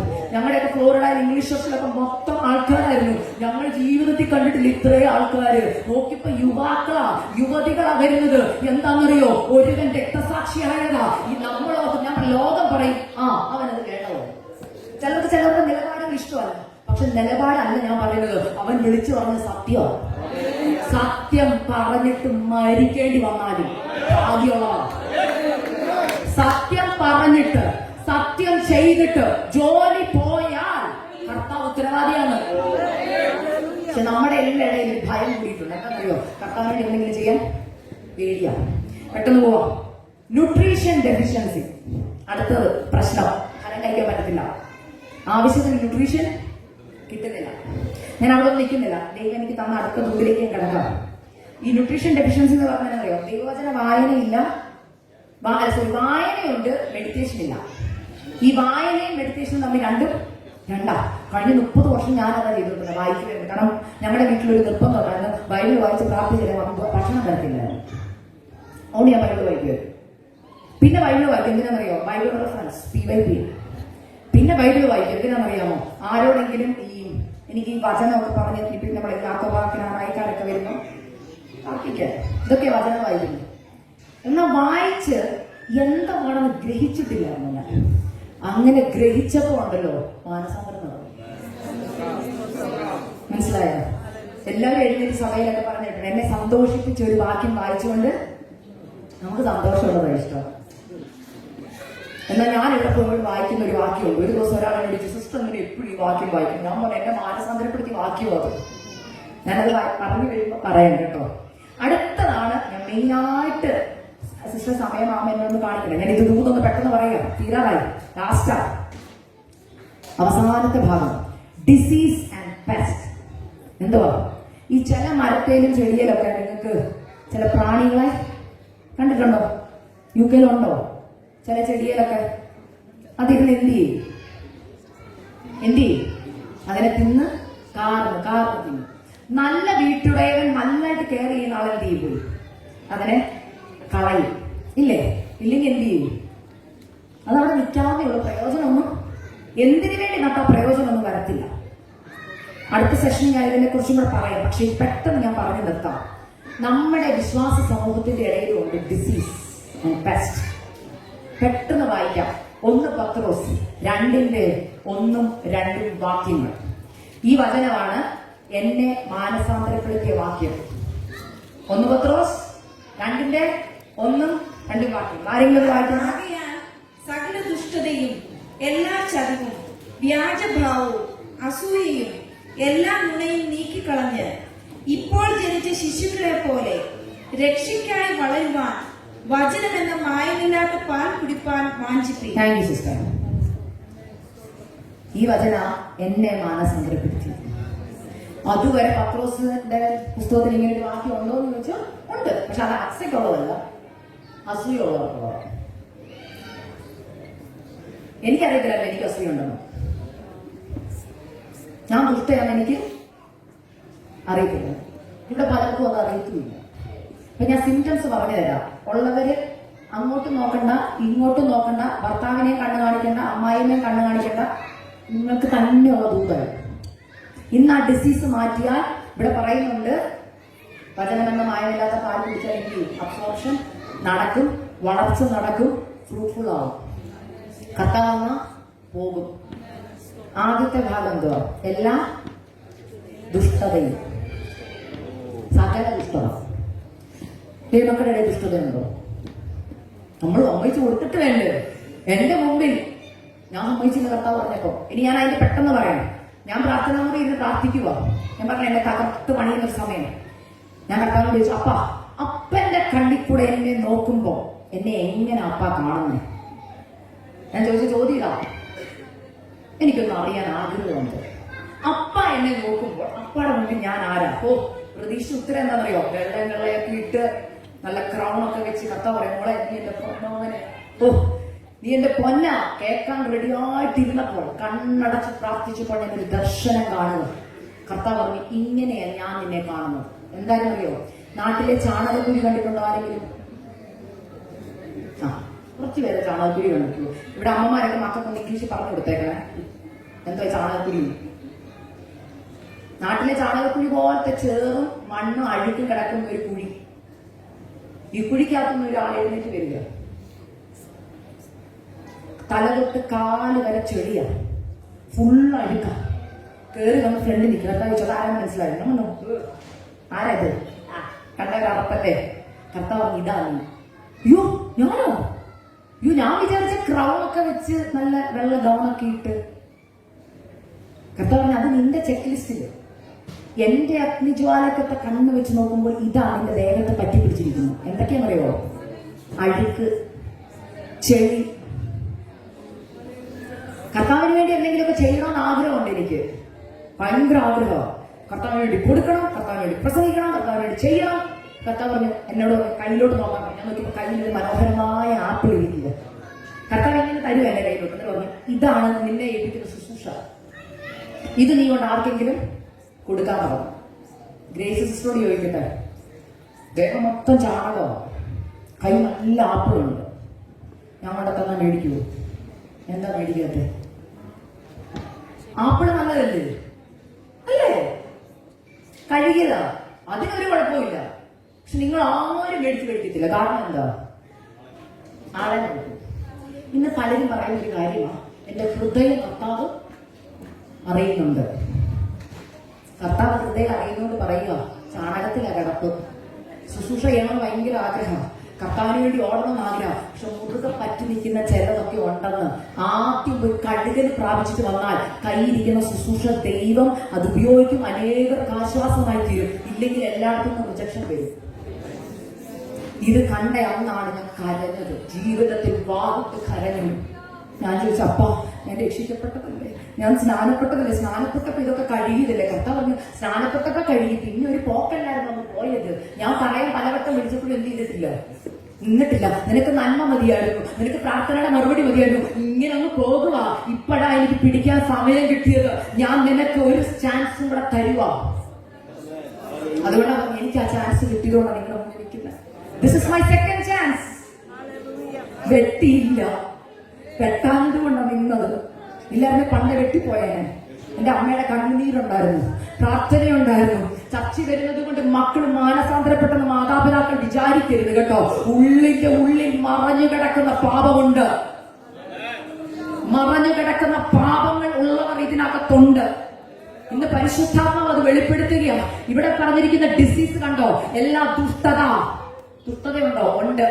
ഞാൻ എന്റെ ജീവിതത്തിൽ നിന്ന് പറഞ്ഞു കഴിഞ്ഞാൽ പെട്ടെന്ന് മനസ്സിലാവും. ഞാനൊരു നഴ്സിംഗ് ടീച്ചറായിരുന്നു. ചേച്ചിക്ക് അറിയാമെന്ന് ഞാൻ പറയാം. ഞാൻ പഠിച്ച എബനേസർ കോളേജ് ഓഫ് നഴ്സിംഗിൽ തന്നെ പഠനം കഴിഞ്ഞപ്പോൾ ഞാൻ ടീച്ചറായിട്ട് കയറി. പഠിപ്പിക്കാൻ കയറിയപ്പോൾ ഭയങ്കര ആവേശമാണ്. ഞാൻ സ്ട്രിക്റ്റ് ടീച്ചറായിരുന്നു. പണ്ടേ എനിക്ക് ടീച്ചറാവാൻ ഇഷ്ടമായിരുന്നു, സ്ട്രിക്റ്റ് ടീച്ചറായിരുന്നു. ഞാൻ റിലേറ്റ് ചെയ്യാൻ വേണ്ടി ടെസ്റ്റിമണി പറയാൻ കേട്ടോ. ഞാൻ ടീച്ചറായിരുന്നു, നല്ല ടീച്ചറാവണമെന്ന് ആഗ്രഹിച്ച പിള്ളേർ എന്ത് ചെറിയ തെറ്റ് ചെയ്താലും എന്ത് ചെയ്യും? വഴക്ക് പറയും. അപ്പൊ നമ്മൾ പറയും അത് that is A part of the job അല്ലേ? ഞാനും അങ്ങനെ പറയും, അത് ജോലിയുടെ ഒരു ഭാഗമാണ്, ജോലിയുടെ ഒരു ഭാഗമാണ്. പക്ഷെ പറയുന്ന വാക്കുകളുണ്ടല്ലോ, നമ്മൾ ചിന്തിക്കുന്നില്ല. എന്റെ കോളേജിൽ പെന്തക്കോസ്തുകാർ മാത്രമല്ല, ഹിന്ദുക്കൾ പഠിക്കുന്നുണ്ട്, ക്രിസ്ത്യാനികൾ വേറെ വിവാഹത്തിൽ പഠിക്കുന്നുണ്ട്. പക്ഷെ ഇവരെ സ്റ്റാഫ് റൂമിൽ കൊണ്ടുപോയിട്ടിട്ട് പറയുന്ന വാക്കുകളൊക്കെ ഉണ്ടല്ലോ, ഹൃദയത്തിനകത്ത് കീറിമുറിക്കുന്ന വാക്കുകളാണ്. എന്നിട്ട് സ്റ്റാഫ് റൂമിൽ നിന്ന് റൂമിൽ വന്നിട്ട് കൂടെയുള്ള കോവർക്കേഴ്സിനോട് ഇന്നവക്കിട്ട് ഞാൻ കണക്കിന് എന്ത് ചെയ്തിട്ടുണ്ട്, കൊടുത്തിട്ടുണ്ട്. ഹല്ലേലൂയ, കണക്കിന് കൊടുത്തിട്ടുണ്ട്. മറ്റുള്ളവർ മുമ്പിൽ ഭയങ്കര വീരയാ എന്തോ കാര്യങ്ങളൊക്കെ ചെയ്തെന്നുള്ള അല്ലെ നമ്മൾ ചിലപ്പോൾ പറയും. ഇന്ന് ഞാൻ അവർക്കിട്ട് കണക്കിനിട്ട് എന്ത് ചെയ്തിട്ടുണ്ട്, കൊടുത്തിട്ടുണ്ട്. ഇന്ന് അച്ചായനായിട്ട് കണക്കിനിട്ട് കൊടുത്തിട്ടുണ്ട്, അമ്മായിനൊക്കെ കണക്കിനിട്ട് കൊടുത്തിട്ടാണ് വന്നേക്കുന്നത്, കോവർക്കേഴ്സിനിട്ട് കണക്കിനിട്ട് കൊടുത്തിട്ടാണ് വന്നേക്കുന്നതൊക്കെ പറഞ്ഞ് ക്രെഡിറ്റ് അടിക്കുമ്പോൾ ഞാനും അങ്ങനെ കുറെ നാൾ ക്രെഡിറ്റ് അടിച്ച് നടന്നു. ക്രെഡിറ്റ് അടിച്ച് അന്നൊന്നും കർത്താവ് എനിക്കൊന്നും വെളിപ്പെടുത്തി തന്നില്ല എന്ന് പറഞ്ഞാൽ ഞാൻ ശ്രദ്ധിച്ചില്ല. പരിശുദ്ധാത്മാവ് കുറ്റബോധം പാഠിച്ചോ പോയി. പറഞ്ഞൊരു കാര്യം പറയാം, ഞാൻ മറന്നു. ഇവിടെ വന്ന് ആദ്യം എന്റെ ദുഷ്ടത കർത്താവ് വെളിപ്പെടുത്തി തരിക. കർത്താവ് വെളിപ്പെടുത്തി എന്താണെന്നറിയാമോ? ആദ്യം എന്നോട് പറഞ്ഞത് ക്ഷമ ചോദിക്കാനുള്ള ഒരു ക്ഷമ പറയാനോ. ഞാൻ ചോദിച്ചു ആരോടാ കർത്താവ് ക്ഷമയോ? അത് പാർട്ട് ഓഫ് ദ ജോബ് അല്ലേ? നോ, ക്ഷമ പറയണം. അപ്പൊ എനിക്കൊരു പ്രതീക്ഷയുണ്ട്. എനിക്ക് അന്ന് ഇവരുടെയാണ് എന്റെ സ്റ്റുഡൻസിന്റെ നമ്പറൊന്നും എന്റെ ഇല്ല. പക്ഷെ ഫേസ്ബുക്ക് ഉള്ള സമയത്ത് ഇപ്പൊ എനിക്ക് ഫേസ്ബുക്കിൽ, അന്ന് ഫേസ്ബുക്ക് ഉണ്ടായിരുന്നു. 2018 കാര്യം പറഞ്ഞേ, 2018 ഓഗസ്റ്റ് മാസം ഫേസ്ബുക്കിൽ പോയി പരിശുദ്ധാത്മാ പേര് സഹിതം വെളിപ്പെടുത്തി തന്നു. പേര് സഹിതം വെളിപ്പെടുത്തി തന്നപ്പോ എനിക്കൊരു ചിന്ത, തോന്നലായിരിക്കും. മെസ്സേജ് ഇട്ടു, ആദ്യത്തെ കൊച്ചു ഗീതു മെസ്സേജ് ഇട്ടിട്ട് പറഞ്ഞു, മോളെ എന്നെ ഓർക്കുന്നുണ്ടോ? ആ, തിരിച്ച് റിപ്ലൈ, പിന്നെ മറക്കാൻ പറ്റുമോ? അപ്പൊ നമ്മൾ എന്താ ചിന്തിക്കുന്നത്? ഓ നല്ല സ്റ്റുഡന്റ് അല്ലേ, എന്നെ ഓർക്കുന്നുണ്ട്. അടുത്ത ചോദ്യം, എവിടെയാ ജോലി? ഇതൊക്കെ ചോദിച്ചു കഴിഞ്ഞാൽ ചോദിച്ചു, മോളെ എനിക്കൊരു കാര്യം മോളോട് പറയാനുണ്ട്, ഒന്നും തോന്നരുത്. വർഷം മുമ്പ് നടന്നതാ, മോള് ചിലപ്പോൾ അത് മറന്നു കാണും. കേൾക്കണം, മോളത് മറന്നു കാണും. എന്നാൽ ഞാൻ പ്രാർത്ഥിച്ചുകൊണ്ടിരുന്നപ്പോൾ എന്നോട് ദൈവാത്മാവ് ഇടപെട്ടതുകൊണ്ട് ഞാൻ മെസ്സേജ് ഇടുക. അവൾ ഹിന്ദു ആവട്ടോ, ഹിന്ദു കൊച്ച. എന്റെ വാക്കുകൊണ്ടോ പ്രവൃത്തി കൊണ്ടോ മോക്ക് വിഷമം എല്ലാം വന്നിട്ടുണ്ടെങ്കിൽ എന്നോട് ക്ഷമിക്കും. എന്തൊരു എളുപ്പം മെസ്സേജിൽ പോയി ടൈപ്പ് ചെയ്യാൻ, അല്ലെങ്കിൽ ടൈപ്പ് ചെയ്ത് അങ്ങോട്ട് വിട്ടു. തിരിച്ച് റിപ്ലൈ വരുന്നു, അങ്ങനെ അങ്ങോട്ട് മാഡത്തെ മറക്കാൻ പറ്റുമോ? ജീവിതത്തിൽ ഞാൻ ഏറ്റവും കൂടുതൽ വെറുക്കുന്ന വ്യക്തി നിങ്ങളാണോ? ഓർക്കണം, ഒരു ഹിന്ദു കൊച്ച. ഞാൻ ക്ഷമ ചോദിച്ചപ്പോ കൊച്ചു പറയുക, മാഡത്തെ ഇങ്ങനെ മറക്കാൻ പറ്റുമോ? എന്നെ ഏറ്റവും കൂടുതൽ വാക്കുകൊണ്ട് ഹേർട്ട് ചെയ്തിട്ടുള്ളവർ നിങ്ങളുടെ ഉള്ളിൽ ഏതെങ്കിലുമൊക്കെ ടീച്ചേഴ്സിനൊക്കെ പേര് ഇപ്പൊ വരുന്നുണ്ടാവുമല്ലോ, എന്നെ അങ്ങനെ പറഞ്ഞു, എന്നെ ഇങ്ങനെ പറഞ്ഞെന്നൊക്കെ ഇല്ലേ? അതുപോലെ ആ കൊച്ചിന്റെ മനസ്സിൽ ഞാൻ മറന്നിട്ടില്ലെന്ന്. ഞാൻ മറന്നു, കർത്താവ് മറന്നില്ല. കർത്താവ് പറയാം ക്ഷമ ചോദിക്കാൻ. ക്ഷമ ചോദിച്ചു. അന്ന് എനിക്കൊരു കാര്യം മനസ്സിലായി, ഞാൻ ഒത്തിരി പേരെ വേദനിപ്പിച്ചിട്ടുണ്ട്. ഓരോരുത്തരുടെ പേര് പറഞ്ഞു. ഞാൻ പോയി ക്ഷമ ചോദിച്ചു. ക്ഷമ ചോദിച്ചപ്പോൾ കർത്താവ് എന്നോട് പറഞ്ഞൊരു കാര്യം കേൾക്കണേ, പലരും ഓർക്കണം. എന്നോട് ചോദിച്ചു, നീ ഒരു പെന്തക്കോസുകാരി, ഒറ്റയടിക്ക് കണ്ടറിയത്തില്ല പെന്തക്കോസുകാരിയാണ്. കാരണം എന്നാ, കഥയിൽ പറ്റിയൊന്നും കിട്ടിയിട്ടില്ല, ഒറ്റയടിക്ക് പെന്തക്കോസുകാരിയാണ്. 2, നീ ഒരു പാസ്റ്ററെ മോള, അതും എല്ലാവർക്കും അറിയാം. 3, നീ അവളുടെ ടീച്ചറാണ്. നീ ക്ലാസ്സിൽ എന്തോരം വചനം പറഞ്ഞിട്ടുണ്ട്. ശരിയാ, അതും പറഞ്ഞിട്ടുണ്ട്. കർത്താവ് പറയുക, പക്ഷെ ഇതൊക്കെ നീ ചെയ്യുമ്പോൾ നീ ജീവിതം കൊണ്ട് എന്ത് ചെയ്തില്ല? ദൈവമായി അന്ന് പ്രൂവ് ചെയ്തില്ല. പകരം ആ കൊച്ചിന് കൊടുക്കുന്ന എന്താണെന്നറിയോ? ഞാൻ പറയാം, ബൈബിളിൽ ഒരു വാക്യമുണ്ട്, അനീതി കൊണ്ട് സത്യത്തെ തടുക്കുന്നവർ എന്ന്. വായിച്ചിട്ടുണ്ടോ? അതിന്റെ അർത്ഥം എന്നാന്ന് ഞാൻ പറയാം. ഗീഡു എന്ന് പറയുന്ന കൊച്ചിന്റെ അടുക്കൽ അവിടുത്തെ പഠനം കഴിഞ്ഞ് ആരെങ്കിലും സുവിശേഷം പറയുന്നിരിക്കട്ടെ. ഞാൻ സുവിശേഷം പറഞ്ഞില്ല, നീ ടെസ്റ്റിമണിയൊക്കെ പറഞ്ഞിട്ടുള്ളൂ, വചനമൊക്കെ പറഞ്ഞിട്ടുള്ളൂ. ആരെങ്കിലും വചനം പറഞ്ഞിരിക്കും, മോളെ രക്ഷിക്കപ്പെടണം, സ്ഥാനപ്പെടണം, നമ്മുടെ കർച്ചി വരണം. അപ്പൊ ആ കൊച്ചു ആദ്യം പറയുന്ന വാക്കെന്നറിയോ? നിങ്ങൾ പെന്തക്കോസുകാരാണോ? ആ അതെ. അയ്യോ പറയല്ലേ, എനിക്കൊരു ടീച്ചർ ഉണ്ടായിരുന്നു. ആ ടീച്ചറിന്റെ പേര് അക്സൻ. പാസ്റ്ററുടെ മോൾ. അയ്യോ, നിങ്ങളുടെ കയ്യിലിരിപ്പൊക്കെ ഞങ്ങൾക്ക് നിങ്ങളെക്കാ ഭേദമാരാ. പറ, നിങ്ങളുടെ കാര്യമല്ലല്ലോ എന്റെ കാര്യമല്ലേ പറയുന്നേ? നിങ്ങളെങ്ങനെ ഈ ടെൻഷൻ അടിച്ചിരിക്കുന്നത്? എന്റെ കാര്യമാണ് പറഞ്ഞേ. അന്ന് കർത്താവ് എന്നോട് പറഞ്ഞൊരു വാക്കുണ്ട്, മോളെ നീ കാരണം അവൾ എന്നെ അറിയാതെ പോയി. നിങ്ങൾക്ക് അതിന്റെ സീരിയസ്നെസ് മനസ്സിലായോ? തമാശയല്ലത്. നിങ്ങൾ കാരണം, നിങ്ങളുടെ സ്വഭാവം കാരണം, നിങ്ങളുടെ വാക്ക് കാരണം, നിങ്ങളുടെ കോവർക്കേഴ്സോ പേഷ്യന്റോ അയലക്കംകാരോ നിങ്ങളുടെ പ്രവൃത്തി കാരണം കർത്താവിനെ അറിയുന്നില്ലെങ്കിൽ കർത്താവ് പറയുക, അനീതി കൊണ്ട് സത്യത്തെ തടുക്കുന്നവരുടെ മേൽ എന്ത് വരും? ദൈവത്തിന്റെ കോപം വരുമെന്ന്. ഞാൻ മാനസാന്തരപ്പെട്ടു. ഞാൻ എന്റെ ജോലിയുടെ ഭാഗത്തായിട്ടും ബലഹീനതയായിട്ടൊക്കെ കണ്ടതാ ദേഷ്യം. കർത്താവ് പറഞ്ഞു, ദേഷ്യം മാറ്റണം മോളെ, കോപം മാറ്റണം. നിനക്ക് തോന്നും അത് കുഴപ്പമില്ലെന്ന്, പക്ഷെ കോപം ദോഷം ചെയ്യും, ക്രോധം ദോഷം ചെയ്യും. നിനക്ക് സൗമ്യമായിട്ട് ആ മോളെ അടുത്ത് വിളിച്ച് എന്ത് ചെയ്യായിരുന്നു? തിരുത്തായിരുന്നു. സൗമ്യതയോടെ പറഞ്ഞു കൊടുക്കായിരുന്നു. അവൾ എന്നെ അറിഞ്ഞേനെ, പക്ഷെ നീ പകരം ചെയ്തത് എന്താണെന്നറിയാമോ? ക്രിസ്തുവിന്റെ സ്നേഹം കാണിക്കുന്നതിന് പകരം നീ നിന്റെ ജഡത്തിന്റെ പ്രവൃത്തിയാ വെളിപ്പെടുത്തി കൊടുത്തത്. ആത്മാവിന്റെ ഫലത്തിന് പകരം ജഡത്തിന്റെ പ്രവൃത്തി വെളിപ്പെടുത്തി. അവളുടെ ഉള്ളിൽ യേശു ജനിക്കാൻ തടസ്സമായി നിന്നത് ഞാനാണ്. ഞാൻ പറഞ്ഞില്ലേ, തമാശയായിട്ട് കാണരുത്, കണക്ക് കൊടുക്കേണ്ടി വരും. കർത്താവ് പറയും, നിന്റെ മുമ്പിൽ ആ പേഷ്യന്റിനെ കൊണ്ടുവന്ന് എന്തിനായിരുന്നറിയാമോ? നിന്റെ കൂടെ ആ കോവർക്കറിനെ കൊണ്ടുവന്ന് എന്തിനറിയോ? എനിക്ക് നിന്നിലൊരു വിശ്വാസം ഉണ്ടായിരുന്നു. നിന്റെ ജീവിതം കൊണ്ട്, നിന്റെ വാക്കുകൊണ്ട് ആ വ്യക്തി കർത്താവിനെ അറിയുമെന്ന്. എന്നാൽ നീ എന്ത് ചെയ്തില്ല? ജീവിച്ച് കാണിച്ചില്ല, പ്രസംഗിച്ചു. മാനസാന്തരപ്പെട്ട ഞാൻ ഇപ്പൊ ഇവിടെ നിർത്തുക. അടുത്ത സെഷനിൽ ഞാൻ പറയാം. മാനസാന്തരപ്പെട്ടില്ലെങ്കിൽ കർത്താവ് പറയാം, ഒരാണ്ട് കൂടെ. ഈ ഡിസീസ് മാറ്റിക്കളഞ്ഞില്ലെങ്കിൽ, പെസ്റ്റിനെ മാറ്റിക്കളഞ്ഞില്ലെങ്കിൽ, ഇതിനുള്ള വാക്യം ഞാനത് പെട്ടെന്ന് പറയാം. എബ്രായർ 12:1-2. ആകയാൽ നിങ്ങളിലെ സകല ഭാരവും മുറുകെ പറ്റുന്ന പാപവും വിടണം. സകല ഭാരം വിടണം.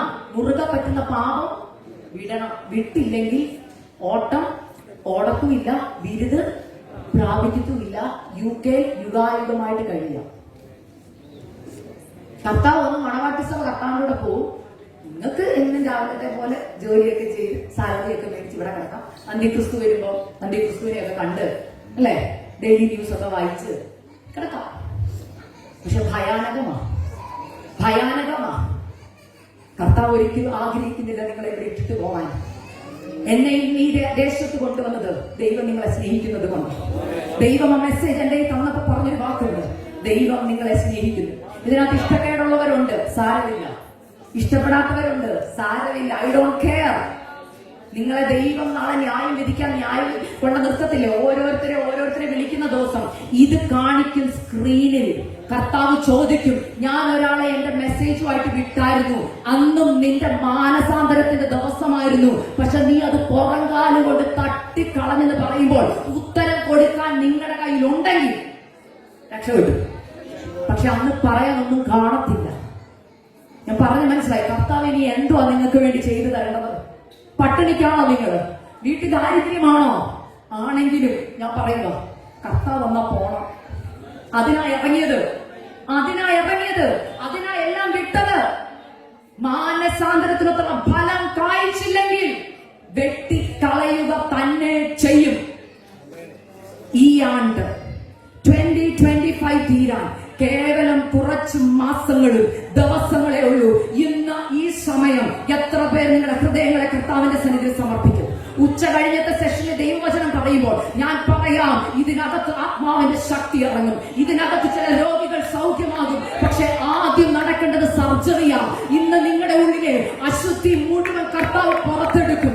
ഇന്ന് കർത്താവ് പറയുക, നിന്നെ എനിക്ക് എന്റെ മാനപാത്രമായി പണിയാൻ ആഗ്രഹമുണ്ട്. ഇന്ന് സമർപ്പിക്കുന്നവരോട് കർത്താവ് പറയുക, നിന്റെ അശുദ്ധികളെ ഞാൻ വെളിപ്പെടുത്തി തരാം, ഞാൻ നിന്നെ ക്ലീൻ ചെയ്യാം. അധികം ഫലം കായ്ക്കേണ്ടതിന് നിങ്ങൾ കർത്താവിന്റെ സന്നിധി ചെല്ലുമ്പോൾ കർത്താവ് പറയുക, നല്ലവളും വിശ്വസ്തയുമായ ദാസി. നിങ്ങൾ ചിലപ്പോൾ ഒരു പ്രവൃത്തിയും ചെയ്യില്ലെങ്കിലും നിങ്ങളുടെ ജീവിതം നിങ്ങൾ ജീവിച്ചാൽ ഓർത്തു നോക്കിക്കേ. കർത്താവെ, ഞാൻ വലിയ മിനിസ്ട്രി ഒന്നും ചെയ്തില്ല, ഞാൻ സ്റ്റേജിൽ പ്രസംഗിച്ചില്ല, പക്ഷെ കർത്താവ് പറയും, മോളെ, പക്ഷെ നീ എന്റെ വചനം കാത്തു, നീ ജീവിതം കൊണ്ട് കാണിച്ചു കൊടുത്തു ഞാൻ ആരെന്ന്. അങ്ങനെ പറയിക്കാൻ എത്ര പേർക്ക് ഇതിനകത്ത് ആഗ്രഹമുണ്ട്? ഹൃദയംഗമായി ഞാൻ ചോദിക്കുക, ആഗ്രഹമുള്ളവർ ഇപ്പോൾ സമർപ്പിക്കണം. എത്ര പേര് സമർപ്പിക്കുന്നുണ്ട്? കർത്താവേ, അധികം ഫലം കായ്ക്കേണ്ടതിന് ഞാൻ എന്നെ സമർപ്പിക്കുക. ഈ സ്റ്റേജ് ഓഫ് പ്രൂണിംഗ് പാടാ, ചെത്തിന് പാടാ, പക്ഷെ ചെത്തിക്കോ അപ്പ, ചെത്തിക്കോ. എനിക്ക് നിത്യത മതി. എത്ര പേർക്ക് നിത്യതയെ കുറിച്ചുള്ള വാഞ്ച ഇന്ന് വന്നിട്ടുണ്ട്? കർത്താവിനോട് പറപ്പ, എന്നെ ചെത്തിക്കോ അപ്പ. എന്നെ കർത്താവിന്റെ ഹിതമുള്ള ആളായിട്ട് എന്റെ അശുദ്ധി പുറത്തു വന്ന് എനിക്ക് കർത്താവിന്റെ സന്നിധിയിൽ വാട്ടമില്ലാതെ മാലിന്യമില്ലാതെ നിഷ്കളങ്കയായി വിശുദ്ധിയുള്ളവരായി ദൈവസന്നിധി നിൽക്കുവാൻ ഞാൻ ആഗ്രഹിക്കുന്നു. എത്ര പേര് ആഗ്രഹിക്കുന്നുണ്ട്? എല്ലാവരും എഴുന്നേൽക്കാമോ? ആഗ്രഹിക്കുന്നവർ എഴുന്നേറ്റാൽ മതി. ഇല്ലാത്തവർക്ക് ഇരിക്കാം, മറ്റുള്ളവരെ കാണിക്കാൻ എഴുന്നേൽക്കുകയും വേണ്ട.